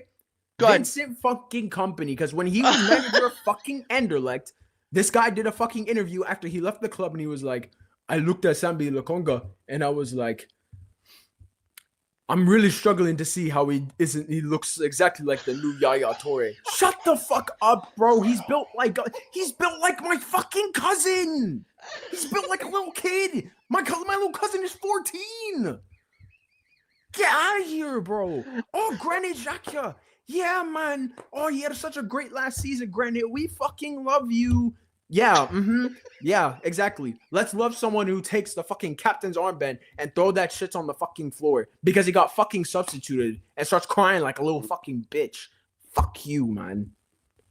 Dude, you know what? What I will give to Odegaard is he's never thrown the armband on the bench because he doesn't have the fucking balls to do that. He doesn't have the fucking balls to do that. That's why. No, he's an actual coward. Place. That's not me propping Odegaard. That's just me saying he has at least a basic respect for the club. But people will say, "Oh, Granit Xhaka, redemption story." Fuck off. This guy only cared about himself. You think he gives a shit that he got injured and Sunderland is going to finish mid-table? They will survive, but they're going to finish mid-table? Like, who gives a shit? He doesn't care. He's out there for his football career. And anybody who's trying to convince themselves otherwise, you're trying to be like, oh, this is a Disney movie. These are people trying to work and survive. That's all this is. That's all this is. This is no different from me trying to survive at my job. This is no different from Corey trying to survive at his. Okay? By the way, Granit Xhaka, Sunderland's highest paid player. Yeah, I wonder why he's there. All right, man. Yeah, wonder why. Oh, no. You know what? No, I went to a promotion side for the storyline. Fuck off. Get out of here. No, you did it for the money. You left Leverkusen for the money. Stop trying to convince you got a trophy otherwise. there, probably something you weren't even expecting, and then you're like, you know what? I can go back to the Prem, get some of that Prem cash. And by the way, can I be honest with you? The most highest paid player at the club. Yep. I'm going to be honest with you. Bro, I rate it. Good for him. I'd do the same thing. Oh, you're going to pay me more money? Cool. I'm good. But anybody who's trying to revise him as this some sort of Jesus come lately great player, like stop it. Like who else has this fan base tried to revive as somebody as some sort of really really great player? Like I had people in our Gooner Lounge chat trying to get me to rate Fabio Vieira. Why don't we have Fabio Vieira here? Like, what the fuck are you talking about? This guy's drowning in Portugal and you want to bring him back into our midfield? Like, what the fuck are you talking about? Delusion. He's also in Germany, by the way. Bro, no, oh yeah, no, he's on loan. He's gone. People were trying to sell me Zinchenko. He's also at Hamburg. Both of them are at Hamburg, bro. Both of them are at Hamburg, bro. Like, what the fuck are we talking about? And then people, oh, well, we shouldn't have gotten rid of Guendouzi. Well, he's been at Marseille for however long. Oh, like, dude, the delusion. The problem with this fan base is that they get attached to players. They don't get attached to results. That's my biggest problem. People get attached to the storyline. Like this is some sort of Disney movie where we eventually to the lore, win. Bro. The lore of the fucking lore. Oh, they care about how I've gone from the fat piece of shit to having a nice little six pack. No, just get in fucking shape in the first place. No one cares that you were fucking 300 pounds of a fat piece of shit. It doesn't matter. If you end up with a six pack, it doesn't matter if you were fucking 120 pounds, 300. It doesn't matter. The end result is the same. I don't care, bro. That's why when they mentioned the shit about Granit Xhaka, like, oh my God, how could someone disrespect the club and get away with it? That's the biggest thing for me. How can you disrespect the club and get away with it? My favorite part about that whole thing is how quickly they forget about Liverpool. How quickly they forget about him throwing the armband down, how quickly they forget about the 5 years prior to that, about when he was one of the most mediocre midfielders in the Premier League. But, oh, well, he won us an FA Cup. Oh, well, he had that redemption arc where he didn't actually win us anything, but it was a redemption arc. Like, give me a break, bro. Redemption arc, give me a break. Boys. Stop. But I'm gonna be honest. I'm gonna be so honest with you. It's because of, and we're gonna get on to Mikel Arteta now. Strap in, everybody. Strap in, because because I'm sorry. Corey, you and I acknowledged 20 minutes ago when you joined the stream that you and I have been very, very nice. You and I have been doing, I'm sorry, results-based analysis. We've literally been doing shows twice a week from the start of the season. I can't remember. I think I could probably, maybe even, there may just be one. I think there may literally just be one where like the whole Arsenal segment has been centered around Mikel Arteta. Apart from that, barely none. Barely. I think the one time where we eviscerated him was Man City when he played 3 CDMs. That was the one time where we went out there and absolutely eviscerated him because he played so negatively at home. Now we have to talk about it because the 6 years have now come home to roost. And we're getting back towards crunch time again. Yeah, and well, no. It is crunch time. January was the beginning of crunch time, and he's gotten 10 of 21 of the last Premier League of the last. I seen a bro. Flawless fucking told me this, bro. Man United have got more points. Like I don't know if it was last 5 or 6 games, but they've got more points than us. Like they got better. Don't show me the table. Don't show me the table for 2026 so far. We'd be mid-table. Mid. It's fucking ridiculous, bro. Like, and even with some, oh my God, you see, before we get into Arteta, bro, I gotta go in with some of these fucking players, bro. David Raya, go for it, man. Go for it. No, and the players are as responsible, by the way. I'm not letting them off the hook, but go for it. No, 100%. David Raya, I don't know what you're doing. I don't know why you've turned into the Pokemon Mr. Mime with goalkeeper gloves, but my guy, what are you doing? You're sat there over here, part of what's it called? Part of what people around like the footballing world, not just us, the footballing world decide as Arsenal best defensive unit, keyword unit, not in terms of players, fullbacks, obviously center backs, like we're clear. No center back pairing in Europe can touch us. But in terms of like as a defensive unit, goalkeeper, fullbacks, the what's it called? The 2 DMs in front, There's not a team better than us, bro. I'm telling you. But you see what he was doing? I don't know what the fuck you're doing today, bro. I don't know why you're coming out trying to grab that ball. Because Gabriel is literally there waiting just to smack that shit away with his fucking head. And you know what? Bro, what's it called? You see Gabriel Martinelli, yeah? And Gabriel Martinelli, you see, when I was talking about all these former seasons, Martinelli, especially that 22-23 season, one of my favorite players, got him on my fucking shirt. That shit is fucking buried Me somewhere. too. I don't even know where it is. I could not tell you. I promise you, wherever that kit is that has his name on the back, fuck knows where it is, and I'm not interested in trying to find it. But I never want to see this guy play in the Premier League again this season. You have shown over the course of the season, and as TJ said, we're in crunch time now, where if you're not fucking playing well, you ain't getting no grace, because this is when the points, out of all the points we gained so far, these points coming up are going to be the ones that matter the most. You cannot be playing, bro. You should have won us the game against Brentford. I'm not gonna lie. Even that chance he missed today up against Jose Sa, I heard you mention it earlier. I don't know what he's doing, but in the Premier League, I don't know where this guy's shooting boots are, bro. I don't know if he's wearing different kind of boots. I don't know if it's something with his studs. I don't know what it is, but cup competition's only for the rest of the season. Leandro Trossard, your place is cemented for the rest of the year. And another thing as well, and this is not fully like, what's it called? This is kind of like going off of like a bit of a gut instinct thing, but Trossard, not a fully formed thought, but go for it. No, but what's it called? Trossard coming on today, yeah. When he got taken off, I didn't even think it was fully because of injury. I've got a piece of me inside that fully thinks that Arteta just took him off because he didn't want to have those, because when you players and it's a head injury, they gotta come off for 30 seconds before they come back on. I feel like he just made the sub just so like he didn't have to deal with that, and he could just make the change right away, and then it would be straight back to 10 outfield players on the pitch. So, and I'm not even gonna blame Calafiori for it, but obviously the own goal shit is unlucky, and it's not even fully down to him. I fully blame, if anyone's gonna get blamed in terms of player personnel, it's Raya. Exactly. You see, Common Sensei, Forest, Brentford today, and just to go over the course of the season. This guy's not been backing goals. This is why I'm not going to blame Raya individually. This is why I'm not going to do it. This guy can't score on a Saturday or Sunday to save his fucking life. If it's not a midweek, I ain't interested. It's fucking insane, bro.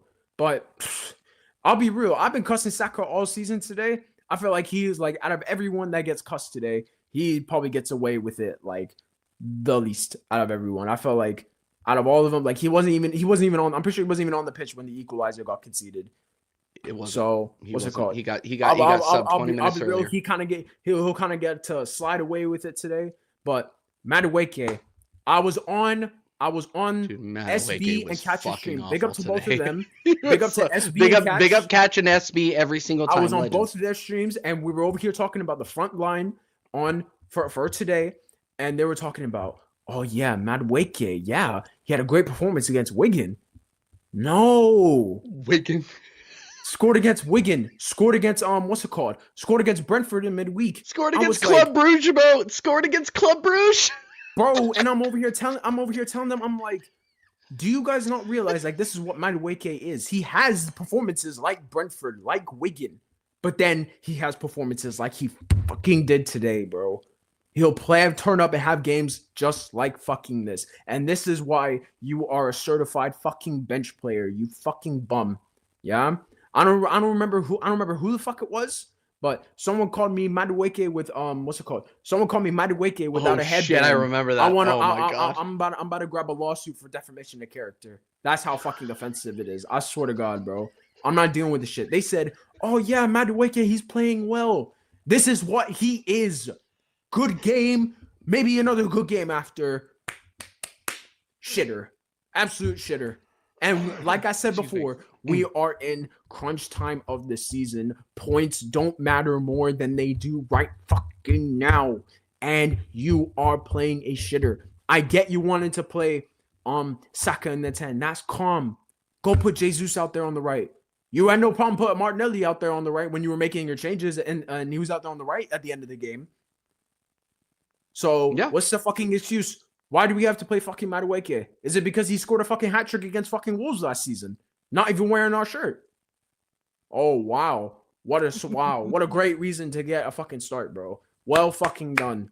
I'm so sick of this shit, bro. Zubamendi today, terrible. Rice, one of the worst games I've seen him have in an Arsenal shirt, let alone this season. Probably for this, in terms of this season, like it's probably top 2, if not the worst. I want to be clear. This is not an emergency stream. Bro. This is a therapy session, okay? Lee Gunner can be pissed drunk on his own emergency stream and do what his thing. He's doing his thing. But me and Corey are having actual intelligent conversation, interluding by exposing fucking idiots in our fan base. Keep going, Corey. Sorry. Nah, but even going back to what's it called? Going back to catch a stream, bro. I'll be real. That's one of the funniest streams I've been on in such a long time. Yeah. Not what's it called? Obviously, Big Up American Waffle. That's like the next best show I have fun on, yeah. Dude, but, no. Everybody, you're allowed to have fun on other streams, bro. It's cool. No, no. What's it called? I'm just giving. Believe it or not, this is supposed to be fun. Believe it or not. Believe it or not. No, but I'm just out there giving love out, bro. But after man. I also went on after straight after the Brentford game, yeah. And what's it called? Was an Arsenal fan on there. People might know him by the name of Gunnar Lee, yeah. And I've done 2. I've done. TJ, I know when you listen to him, you lose your mind. But I know I've never been on a stream with him. I'm not calling Gunnar Lee out. I'm just saying what's it called for the shit. What's it called for the stuff he said. I have to call him out for this, but I'm not calling him out personally. Yeah. But listen, after the Brentford game, the first words out of this guy's mouth was, "The league is over." And then he hopped on the stream that we did just before the Wolves game on Tuesday, and he was over here, and I questioned him on it. I was like, "Hold on, bro, is this the same Gunnar Lee I was talking to after the Brentford game? You were over here telling me that the league was over." These guys proceeded to tell me the league. He was like, "You didn't let me finish. The league is over for everyone else." This is the Arsenal fan base in a fucking nutshell, boys. This is the fan base. And I literally just can't, bro, because as much as like this is the fan base that I'm a part of because we all support the same club, but I literally just cannot help but laugh. I genuinely cannot help but laugh. And that's exactly what I did on the stream. I could not help but laugh because it's the comedy levels is getting ridiculous, bro. The comedy levels is getting ridiculous. But Zubamendi, Rice, terrible. Who else? Timber. Oh my fucking Timber had.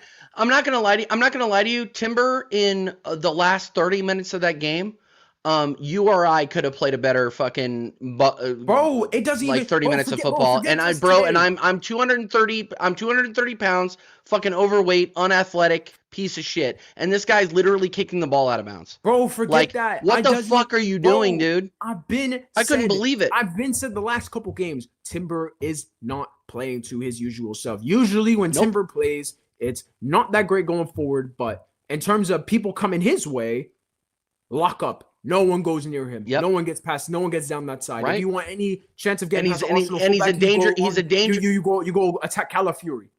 Yeah. Yeah, exactly. And he's a danger. And he's a danger in the final third. He's a threat over there. Today he was completely fucking invisible.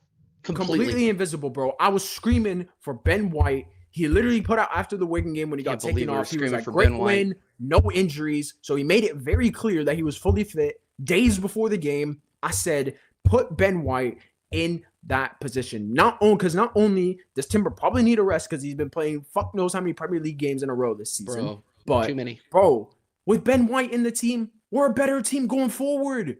And he can obviously he's not that good of a defender. Or what's called I shouldn't say not that good of a defender, but he's not as good as defending as Timber.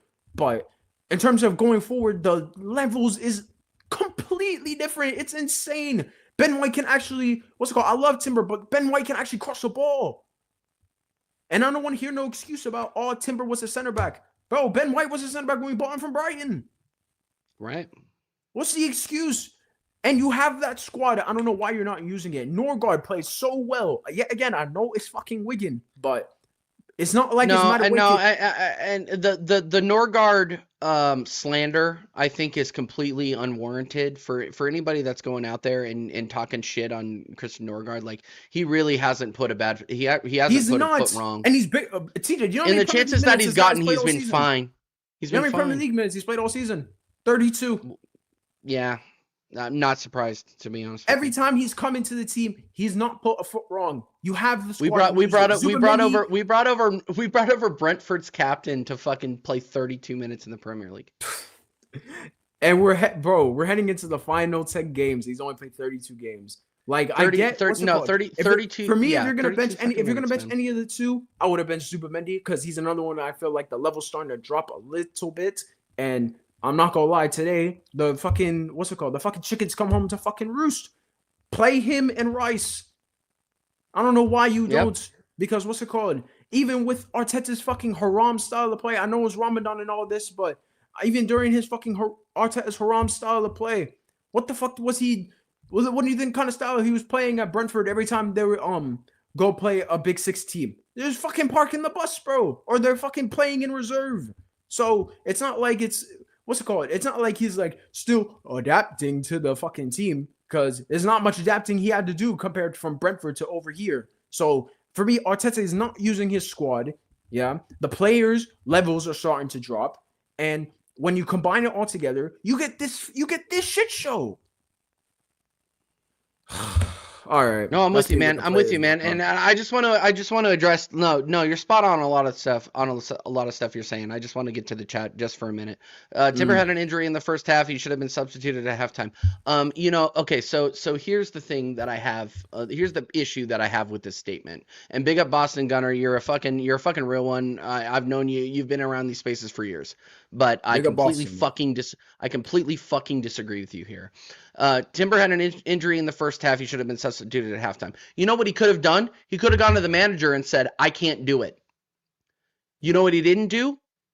He didn't go to the manager and say, I can't do it. And then he goes out there and he mails in one of the worst fucking performances I've seen in a while. TJ, we've seen in the past when players go to Arteta and tell them that they're struggling or they can't play. Get your ass back on the pitch, boy. Dude, no. Here's the thing: is these players have more control than they think, and if Timber refused to go on because he is actually injured, then he can tell Mikel, like, look, I literally cannot continue. I will be a detriment to this team. And everybody will say, hey, TP5 did the same thing. Blah, blah, blah, blah, blah. People will say, oh, Gabriel Jesus. They'll give you a list a mile long. But these players do have autonomy. They will say that they cannot go on. And if the manager decides to play them after that, then it's on the fucking manager and it is on the player at the same time, because the player goes on still. Boston, what does that come back to what I said? Use your squad. You have all these options here. You have not only do you have players available. Why don't you play Calafiori over there, or why don't you switch? Dude, seriously, switching Capier over there. You could have switched anybody, guys. At the end of the day, I'm sorry to say it, it was fucking Wolverhampton Wanderers. It's Wolves, man. Like anybody could have locked down this fucking attack. Anybody could have, bro. You have Bellegarde as their Strand fucking Larson is their best attacker, and you guys are afraid of this shit? Like, what the fuck are we doing? And we're supposed to be the Premier League champions, or the Premier League champions to be? Fuck off! But we're afraid to play these players out of position. Oh, because it's Wolves. Are you shitting me? If Timber is injured, he shouldn't have played. Period.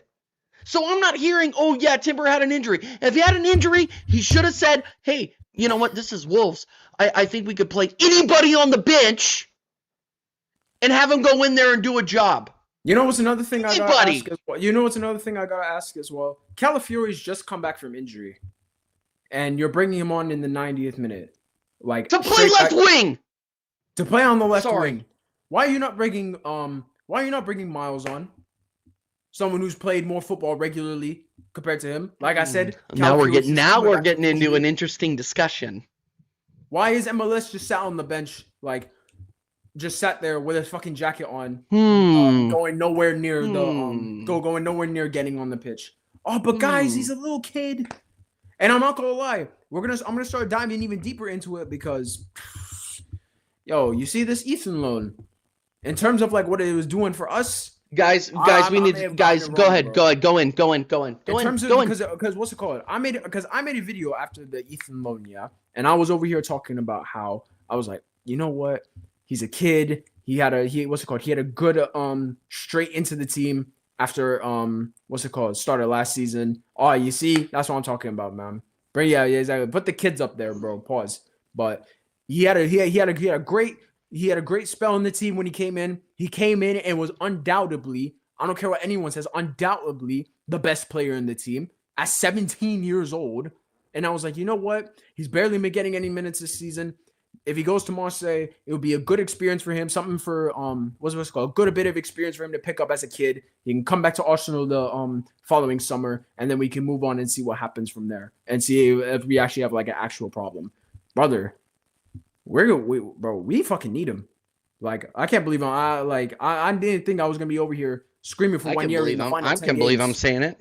I can believe it. I said it. I was saying it, but when they sent him out on loan. I hate to say I don't want to be like the worst thing I want to be like the last thing I want to be on YouTube is an I told man merchant. I never want to be that guy. But I told man when we fucking sent Nwaneri on loan, I said this is a mistake because the injury record alone of this football club is enough to keep him around. It's not even about the injuries, bro. It's about the players that are available and their fucking performances. Like the left wing is an absolute stink fest right now. The 10s. Well, it's not. Well, to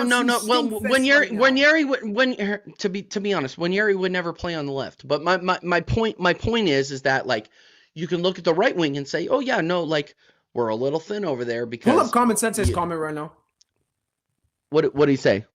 The one above it. No, the one above it. The one above it. Okay. Signing was Ethan's dream washed away. Mad Dookie. Why did he sign this guy? I don't believe this, to be completely honest with you. I'll tell you why. And it might be an unpopular opinion, and this is totally fine. And I'm glad we're having this conversation. By the way, smash the likes, people. Subscribe to the channel. Mm-hmm. I think they brought Madueke as a utility player to play on the left or the right. I'm going to be completely honest with you. I think Arteta views Nwaneri as a guy that he's going to play in the 10. Okay, he's never going to play him on the right. As soon as Eze was signed, then that was the death warrant. It wasn't Madueke. That's what I'm saying today. There's two players stacked on each of the positions he was playing in last season. He played that just shows when Saka was out and was undoubtedly our best player. You go in the summer and then you sign a player who's got less talent and he's not even fucking proved it. So, and by the way, what's it called? I just looked it up. Where is it? By the way, how many goals has Eze scored on Man City? How many goals has Madueke scored on Man City? How many goals has Ethan Nwaneri scored on Man City? Okay, and we decided to just ship them to fucking him to France. Which, by the way, and I'm gonna let you go again, Corey. He's iced out at that shit show. The manager that signed him is gone, dude. De Zerbi left, and the worst part is he was fucking cooking. He was cooking. That banger he scored on his first goal. Well. His debut. I was like, yeah, and he fucking bagged and that was the biggest fuck you to Arteta I've ever seen, and he deserved it as well. Big up my fucking baller, Ethan Nwaneri. That being said, the loan is now looking like the worst move ever because Marseille are in a crisis. They're going to go back to fucking Mason Greenwood. They're going to go back to the players that they think that are going to save them, and that's it. As soon as Marseille dropped out of the Champions League, you knew his time was fucking done. Done. Because I'm pretty sure they're out of the French Cup as well. They're out of the French Cup. They're not going to win. They're not even close in League One. Because of the goalkeeper fucking goal that Benfica scored against Real Madrid, Marseille were the victims of that. Mm-hmm. And then because of that, De Zerbi, done. Because he surrendered two games in a row where he surrendered 2 goal leads. But now everything, all of that results in Nwaneri not getting minutes anymore. So, like, my question is, like, and this is why this is so fucking stupid, is why, and this is my ignorance again. My ignorance again. Why is there not a required minutes clause in that loan contract? Because he's not going to see the pitch again. I'm going to be completely honest. He's not going to see the fucking pitch again. So send him back.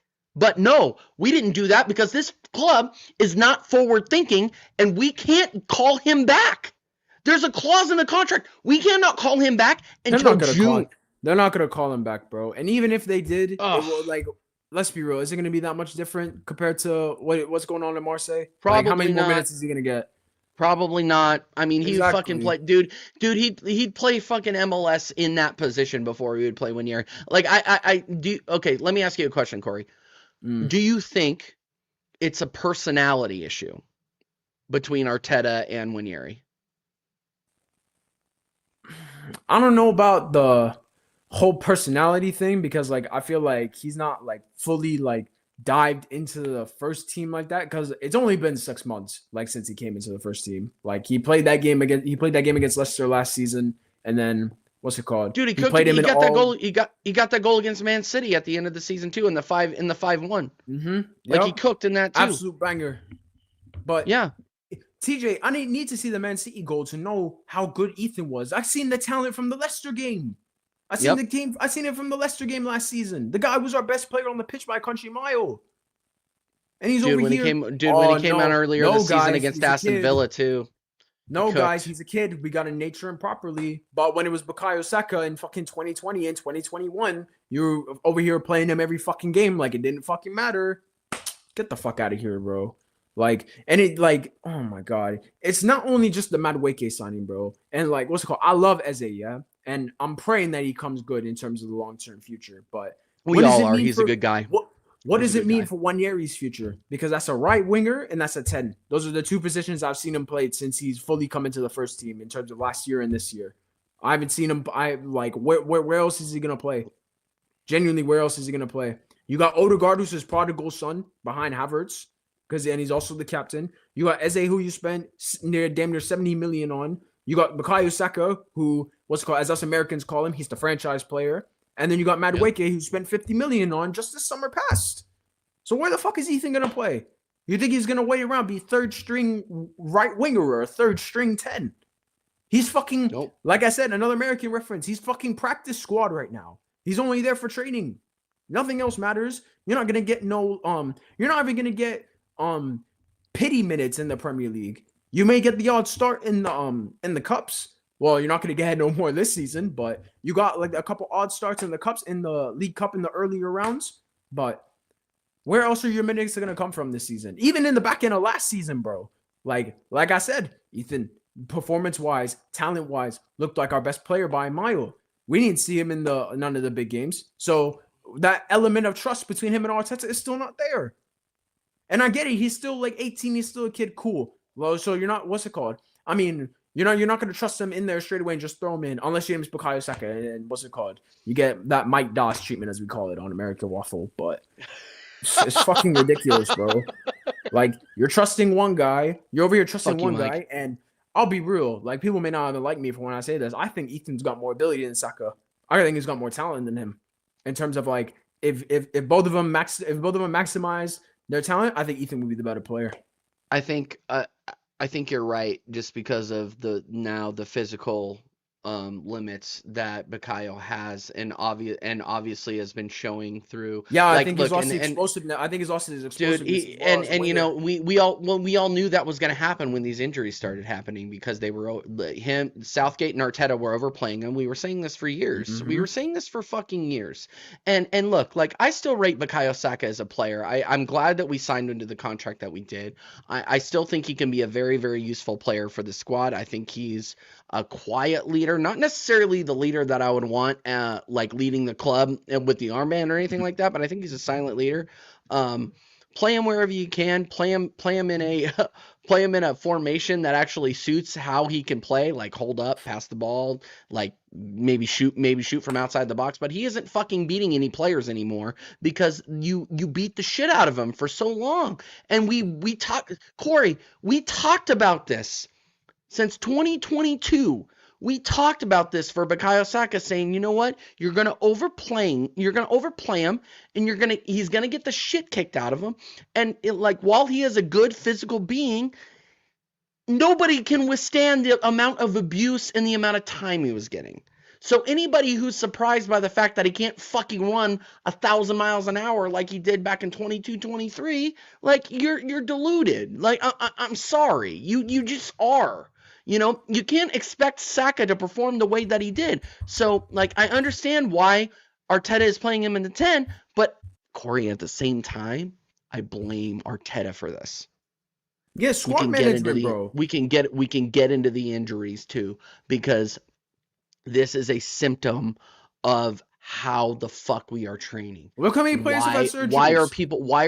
Why are people pulling up in fucking warm-ups so often? How many surgeries are we having? Why the fuck is Kai Havertz injured again? This season alone. Dude, bro, I've just looked up Calafiori pulling out. Saka pulling out. But where we are talking about Saka's explosiveness being finito, done. He just turned 24 at the start of the season. Dude, this is a generational player, and we're already talking about him being finished.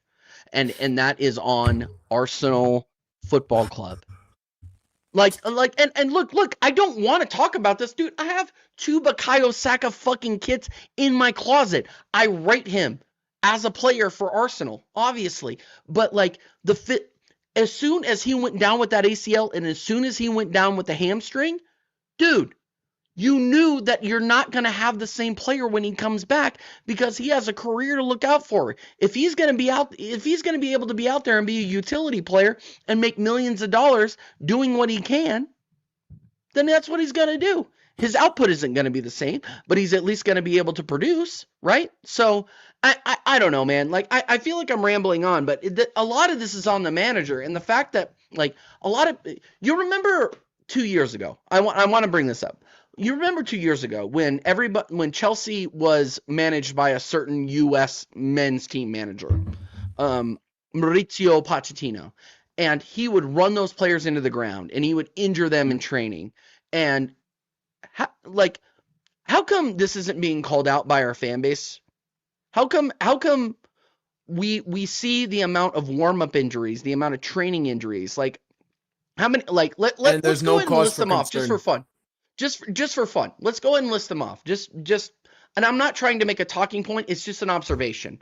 Mm-hmm. You have Gabriel getting injured in training. You have Saliba getting injured in training. You have Saka getting injured in warm-ups. You have Kai Havertz getting injured in training twice.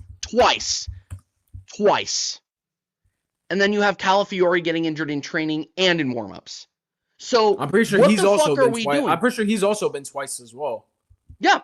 No. So what are we doing, to be honest? And I'm sorry, guys, I'm not keeping up with the chat. I'll highlight some of the cool, the best chats here in a minute. And if you want your chat highlighted, just go ahead and drop us a couple bucks here. But not required. Just saying. But no, why are we not calling this out? And Elias, I can't believe you snuck into this chat. No, that's incorrect. That's bullshit wrong. Because I seen you are wrong again, and you are going to catch a ban because this is horseshit. Horseshit statement again. Go ahead. It's bullshit because I seen the exact same thing at Spurs. I seen Harry Kane get injured during their Champions League run when they made the final. I seen Vertonghen get injured. I seen Alderweireld get injured. I seen Davis even get injured. My guy knows his ball. Go ahead. You remember Moussa Dembele? He's the only one of the only Spurs players I actually could properly appreciate. I'm pretty sure Wanyama even had injuries. The list goes on. So it's not just the Chelsea. They have fragile players. And what's it called? If they just have fragile players, why is the injury frequency not about the same level when it's Maresca? Can I be honest with you? I want to insert this real quick. There is a reason why there are U.S. players that pull out of friendlies for the U.S. You will never see Christian Pulisic playing in a fucking friendly. Weston McKennie will never play in a friendly because they see how Pochettino trains and they know he will fucking injure him. And ask any Chelsea fan, the Marshall in the chat, big up Marshall, even though he's a fucking clown himself. He says, nah, Poch was a clown. We had a bench where Cassidy was the only squad player we had. The rest was academy. this was in the Prem. We had no choice because Pochettino drove him into the ground, and Arteta, I'm sorry, is doing the same He's thing. doing the same. He's been doing the same. It's literally nothing's gonna change. Arteta's not gonna get nowhere closer to a Premier League title unless it either gets given to him on a silver plate or he learns how to manage a squad better. Because today is a prime example. Bottom of the league Wolves. Okay, Dude, it's don't. away. Why did you have to say it? What's it called? Fucking say it again. What's it called? Bottom of the league Wolves. Okay, it's away from home. We got the best away form in the league this season. Yeah, these are the kind of games where if you think you kind of need to make changes, or you look at the games you have coming up. By the way, we got Spurs away and we got Chelsea back to back as our next two games. Those are games where players are gonna have to be running their fucking balls off. You may look at, we're playing Wolves, a team that have single-digit points all fucking season. Maybe we should make a couple changes in areas where players are either not playing well and they can get a nice little rest, or take players out who are not performing and give other players a chance to see what they can do. But no, let's not play Norgard, who was arguably for me man of the match against Wigan. Yeah, let's not play Ben White, who, for me, every single time, just like Norgard, every time he's come in, he's played unbelievably well and also gives us a different dimension. No, fuck that, guys. If we're going to make a couple changes, let's make changes with Martinelli, a guy who has done fuck all in the league all season and only bags in cup competitions. But, hey, guys, no. Let's not do that. We're going to make the other kind of changes, not the changes we need to make. Fuck off, man. It's actually bullshit. The only time I only disagree with making changes in terms of like squad, unless it's like injury related, is the center back pairing, and it is literally just the center back pairing. Like Saliba and Gabriel, unless like they literally cannot play and like they're hobbling on one leg, they're for me, they're going to be playing. I don't care what it is. Yeah, Completely agree because you saw how bullshit. rattled. Until Arteta learns how to manage his squad, and he's shown struggles with that, whether if it's pushing Partey off fucking 5 years ago, whether if it's overplaying Saka from top 4 races to first time title race, like whether if it's now, if it's last season, because look at me, like no one's gonna tell me that we just got all those injuries last season by coincidence. We had like 4 or 5 players get surgery last year, bro. Gabriel got surgery, Jesus got surgery, Havertz got surgery.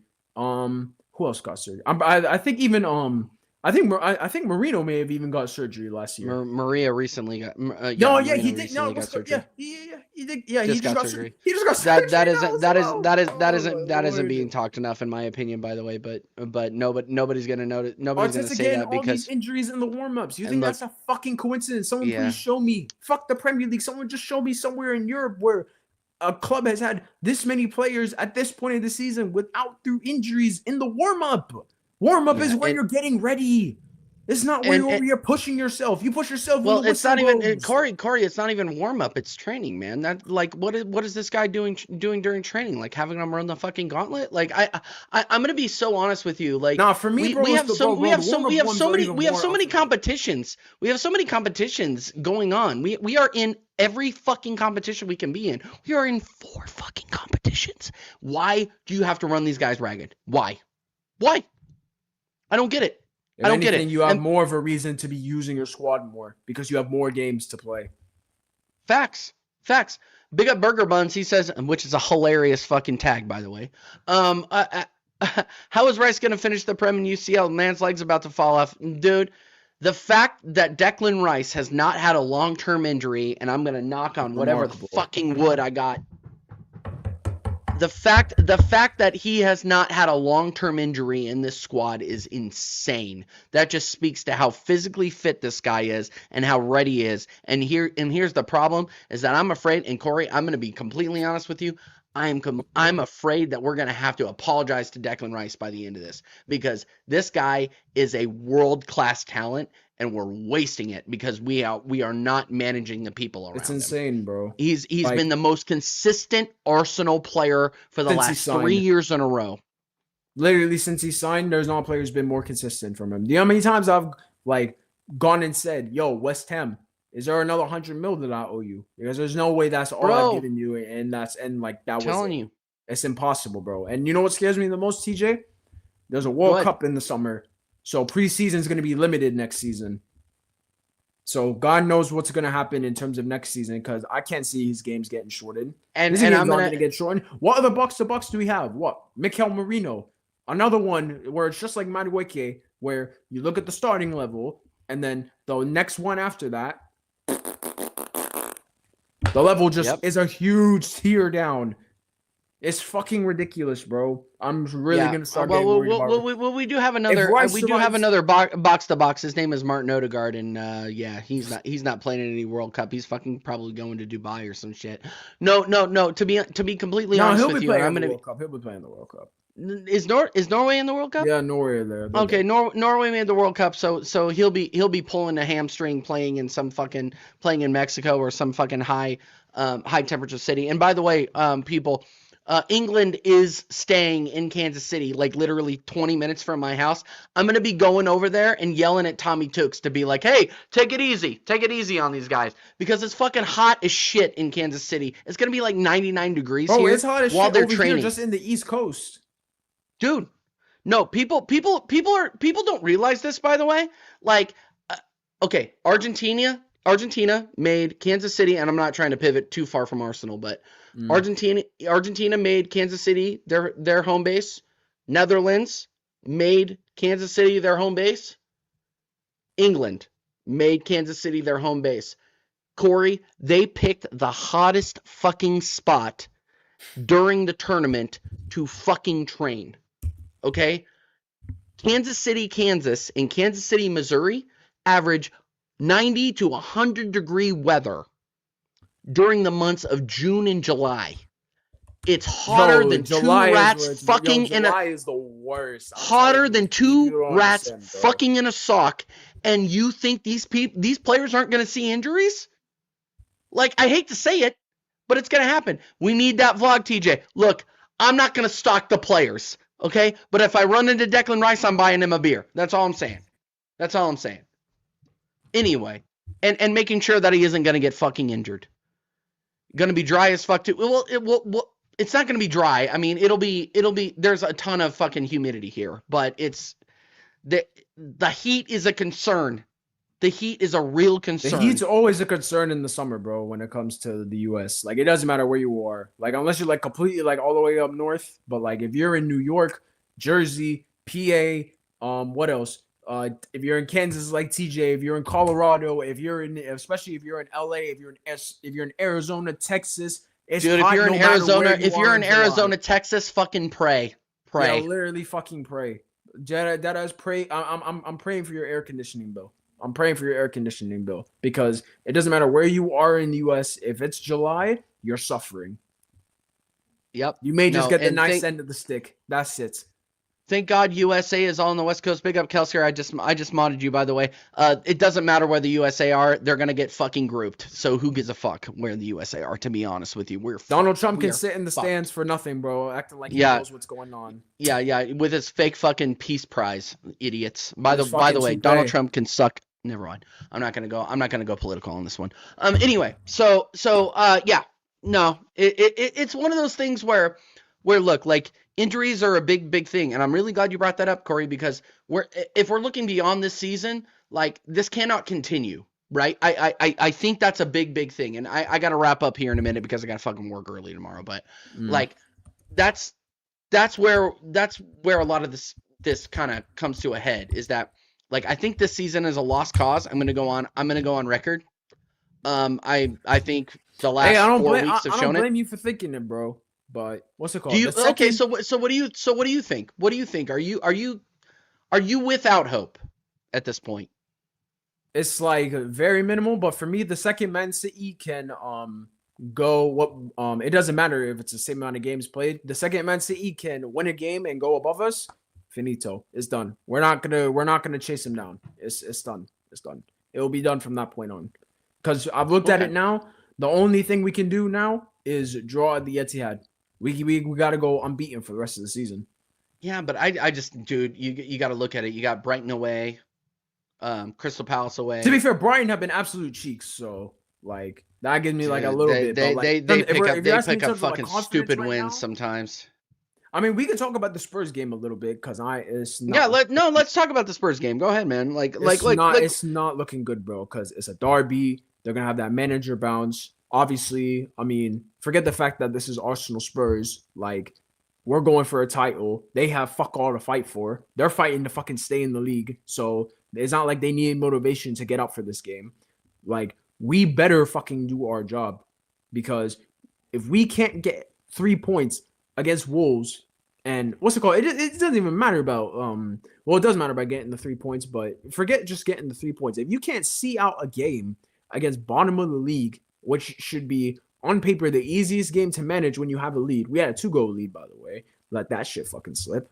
But listen, oh my god, these fuckers better win. Like, the only way they can instill any form of like a little bit of like, if they want to start instilling belief back into any portions of this fucking fan base, they have to go win on Sunday. Man City are gonna have played first as well. So what is it right now? 5 points. So who are Man City playing, by the way? Newcastle at home. Yeah, they're gonna fight. They're gonna fucking whip them, bro. Down. They're gonna fucking whip them. So it's gonna be 2 points by the time the game kicks off. We got right now. We're playing. What's it called? For these next couple games up until the cup final, we're just gonna be playing to go 5 points clear. But they better fucking win this game. They got a shit manager. I've looked at this fucking there's a lot of keyboard warrior Spurs fans that are doing a lot of cope here. No, I think that's hilarious. They're just doing the gas for it. Like, every little bit of non-confidence that I have has nothing to do with like them little shitters, bro. It's all because of us. Yeah, it's all because of us. I can't beat fucking Wolves. You think, and like, if my team is over here throwing leads away against fucking Wolves, like, should I be confident against anyone going into any, like, whoever the fuck the next game is? We could be playing Mansfield. We could have the FA Cup game on at the weekend. And I'm Mansfield Town ain't looking so easy now, is it? And I was so excited about that. But like, look, man, like, any game is up for grabs with this squad. It just depends on who shows up. It depends on who shows up genuinely, and I don't do that I don't say that to take the piss. Like, it's literally just like, these, at the end of the day, these are professionals. It just matters how professional they want to be on the day. And people will be like, oh, dude, you're being dramatic, TJ. No, I'm not. Like, you have seen Mansfield. How can you be being dramatic when it's happened when it happened in the last 2 title races we've been in? Because I don't care what anyone fucking tells me. No, we were not in a fucking title race last year. And you can, yeah. And Steve said the guy that's bro. Yeah, he did. And big up Steve. But I'm gonna be honest with you, it doesn't matter. It doesn't matter. This is as Common Sensei said, this is their cup final. This is everything to them. This is like, the Tottenham Hotspur players have nothing else to play for. If they get a point, they're going to treat it like they just won the fucking Champions League, and they're still in the Champions League. So the only thing in terms of, like, for Spurs, I think, like, the only, like, negative, other than the injuries they've, like, already had for, like, the rest of, like, for majority of the season, is that they're gonna have no Romero tomorrow. But if anything, that could be bad for us, because that means they're not gonna have anyone on their side getting a red card. So, yeah, no, exactly. I mean, and that's and really, at the end of the day, like, at least Spurs can depend on their team being disciplined. Oh my god, TJ, you gotta stop making me laugh, bro. Because, like, every time I laugh, it gets me that much closer to fucking crying about this shit, man. I swear to God, bro, these fuckers better come home with a fucking trophy this season. Honestly, I don't. You know what? I don't really give a shit. I'm gonna say it right now. If they come home with if we win the Carabao Cup, if we continue this form in the league and we win the Carabao Cup, I'll take it for that. I'll take it for the season. I don't care. I've won fuck off the last half a decade. Half a fucking decade. Deep that. Half a decade, I've won nothing. Yeah? Third biggest club in England, won fuck all for 5 years. Yeah.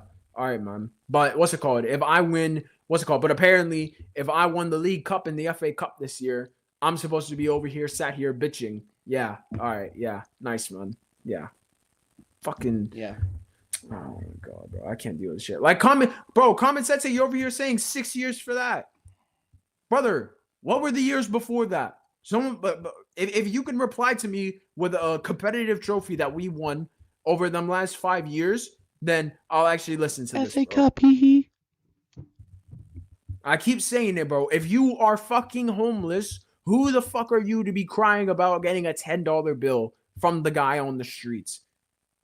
This is what I say about this fucking fan base. No awareness. Why you think you're gonna be sat there homeless on the fucking streets of fucking New Brunswick and a fucking Benjamin's just gonna drop in your hand? Because that's what Mikel Arteta does with the Premier League.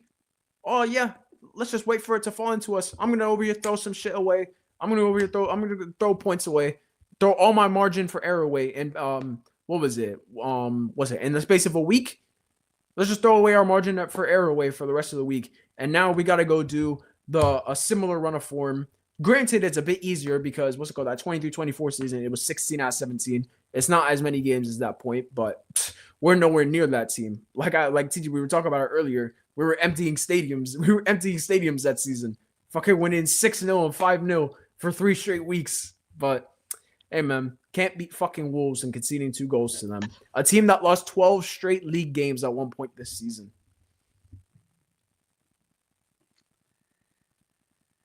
All right, guys, I gotta go because I have employment. Unlike half of this fan base that fucking sits behind their keyboards and decides that Mikel I've got the day off is their tomorrow, fucking. so what's it called? I have more time to cope. Dude, have more time to cope. Go do more content on your channel because I know your fucking fan reaction was fantastic today. Go and check that out, everybody. Corey AFC, go and subscribe right fucking now. His link is in the title of the goddamn stream. So go over there, subscribe, and listen to the fucking match reaction because this guy knows what he's talking about. And we will unfortunately both be live on Staffy TV tomorrow for fucking American Waffle. I have no idea why I decided to create this show because all it's done is fucking cause me pain. Who's live, by the way? Which fucking idiot can we fucking redirect to, by the way, people? Yeah, if anybody's live, let me know. And if it's Lee Gunner, like just disclaimer, just he's drunk and he's doing what he does. Anyway, yeah, final thoughts, guys. Thanks for listening. Like, this has been my longest stream of the year by far. I'm just so fucking disappointed, and we will continue to carry the fucking standards of this club from now on. I hope you're ready for tomorrow. Yeah, and I am ready for tomorrow. I'm ready for the next day. I'm ready for the next day because you know what? What we're gonna do is we're not gonna make excuses. That's what we're not gonna do. So no, big but up what's everybody. it called, TJ? They're gonna treat us like we are, though. That's the thing. Yeah, well, they can treat us like we are, but you know what, Corey?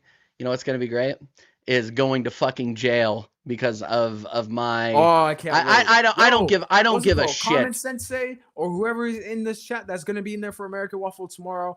If you're throwing anyone in that cell, make it either one of me or TJ. Yeah, dude, I'm ready. I'm ready. You know what? You know what? I got plenty. Dude, I have whiskey on deck. I have plenty of magazines to read. I can do whatever I want. Bro, you already got yours. What's he already put yours, bro? You already get a guaranteed 2-minute sentence. Dude, I'm fine. Dude, 2 minutes is easy, bro. I've done 45 minutes. I've done an hour in that show. I don't care. I am going to be in the cell, but I will not put up with bullshit.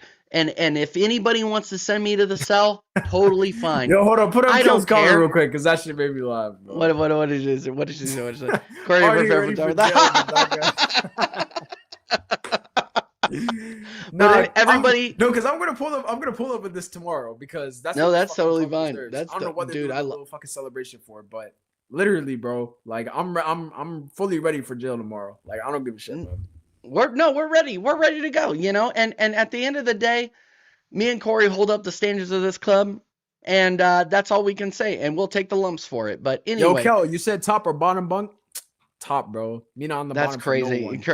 Kel says this is a crazy fucking statement. Anyway. Never on bottom. Who the fuck is live, people? Who the fuck? What is this? Let me look at who the fuck is live here, by the way. Let me see. I didn't even see anyone it was. To be fair, like it's dude, I'm gonna read. Am I redirecting people to like AMSR fucking the best of Finn Balor at WWE? That's pretty much where we're gonna redirect people to, pretty much. Hey, bro, I don't see anybody. They don't need to. What's it called?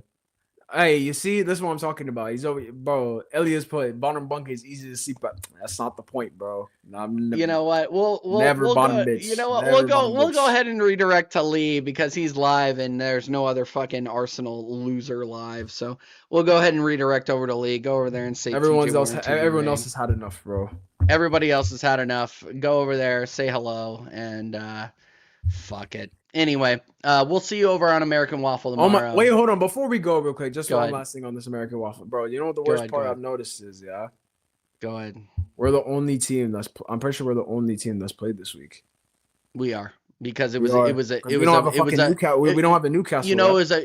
it was a future makeup game, right? Because we're still in Yeah. the champs. Oh well, because This we're in is the the champs one and we're for in the League Cup final. Yep. So Yep. we're gonna be main. We're gonna be mains front of the stage tomorrow, we are main course. Chat, tomorrow. I'm telling you, jail We're cooked. sentences. I'm already got background already. Dude, Already, no. bro. Put in Tomorrow you all guys that gotta put throw in me all that in. money. Put in all that money. That's totally fine with me. Bro, like look, people think I'm rattled by the jail. Like if it means I can just kick up and fucking listen, like I'm cool. It's like me listening not to like they're fucking gonna let us Corey talk do his anyway, match though. reaction. That's the thing. It's like They're not me gonna let us listening. talk It's like anyway. me listen. Yeah, it's like me listening to fucking Staffy. Like I'm a fan. I don't give a fuck. I don't care. Oh nah, yo, Staffy's gonna give me hella shit tomorrow. Cause bro, he Yeah, literally Staffy- gave me Staffy. what's it called when I sent him my prediction like just before the game. Fuck off, Staffy. Yeah, I bro. know Staffy's watching, by the way. I know he's watching. He Whether he's pretends like he watching doesn't, but he's whether watching. he's watching live or watching the what's it called? Watching the what's it called? Why was my fucking brain going, bro? My shit is going. It's fine. No. You've been streaming matter. for like 8 hours. I know. Bro, I've literally done my match reaction. And then the second Flawless went live for the thing. I've literally been on streams ever since. But bro, you know, because he's gonna give me hella shit tomorrow. Because I gave him my prediction. I gave him the 2-0 right before the game kicked off, and then he gave me 2-2 and sent me a smiley face. And I told him I said, "Fuck off, you're fucking crazy." And not only have we just dropped points, he's got the fucking result right. So, you know what's crazy? Like I'm probably gonna get majority of the smoke compared to you. So you may be able to enjoy the cell more than me. No. I'm going to the cell 100%. Oh yeah, bro. And here's the thing though is if they can't put both of us away, so that's good. It's important that both of us show up. I fucking wish because they can't put both of us away. I fucking wish they could. Like, bro. I do too, to be honest with you. Anyway, all right, guys, that's the stream. Go over to Lee Gunner and say TJ Warren TV raid. Smash the likes, smash the subs on your way out. And if you're commenting on the stream afterwards, comment and leave a like, leave a hype if you want to. Catch us on Staffy TV tomorrow, and you can catch. I think we're running an American Idiots tomorrow too as well. So just hit the notification bell. Until next time, we will continue to hold up the fucking standards of this club, or at least the idealistic standards of this club. Until next time, fuck.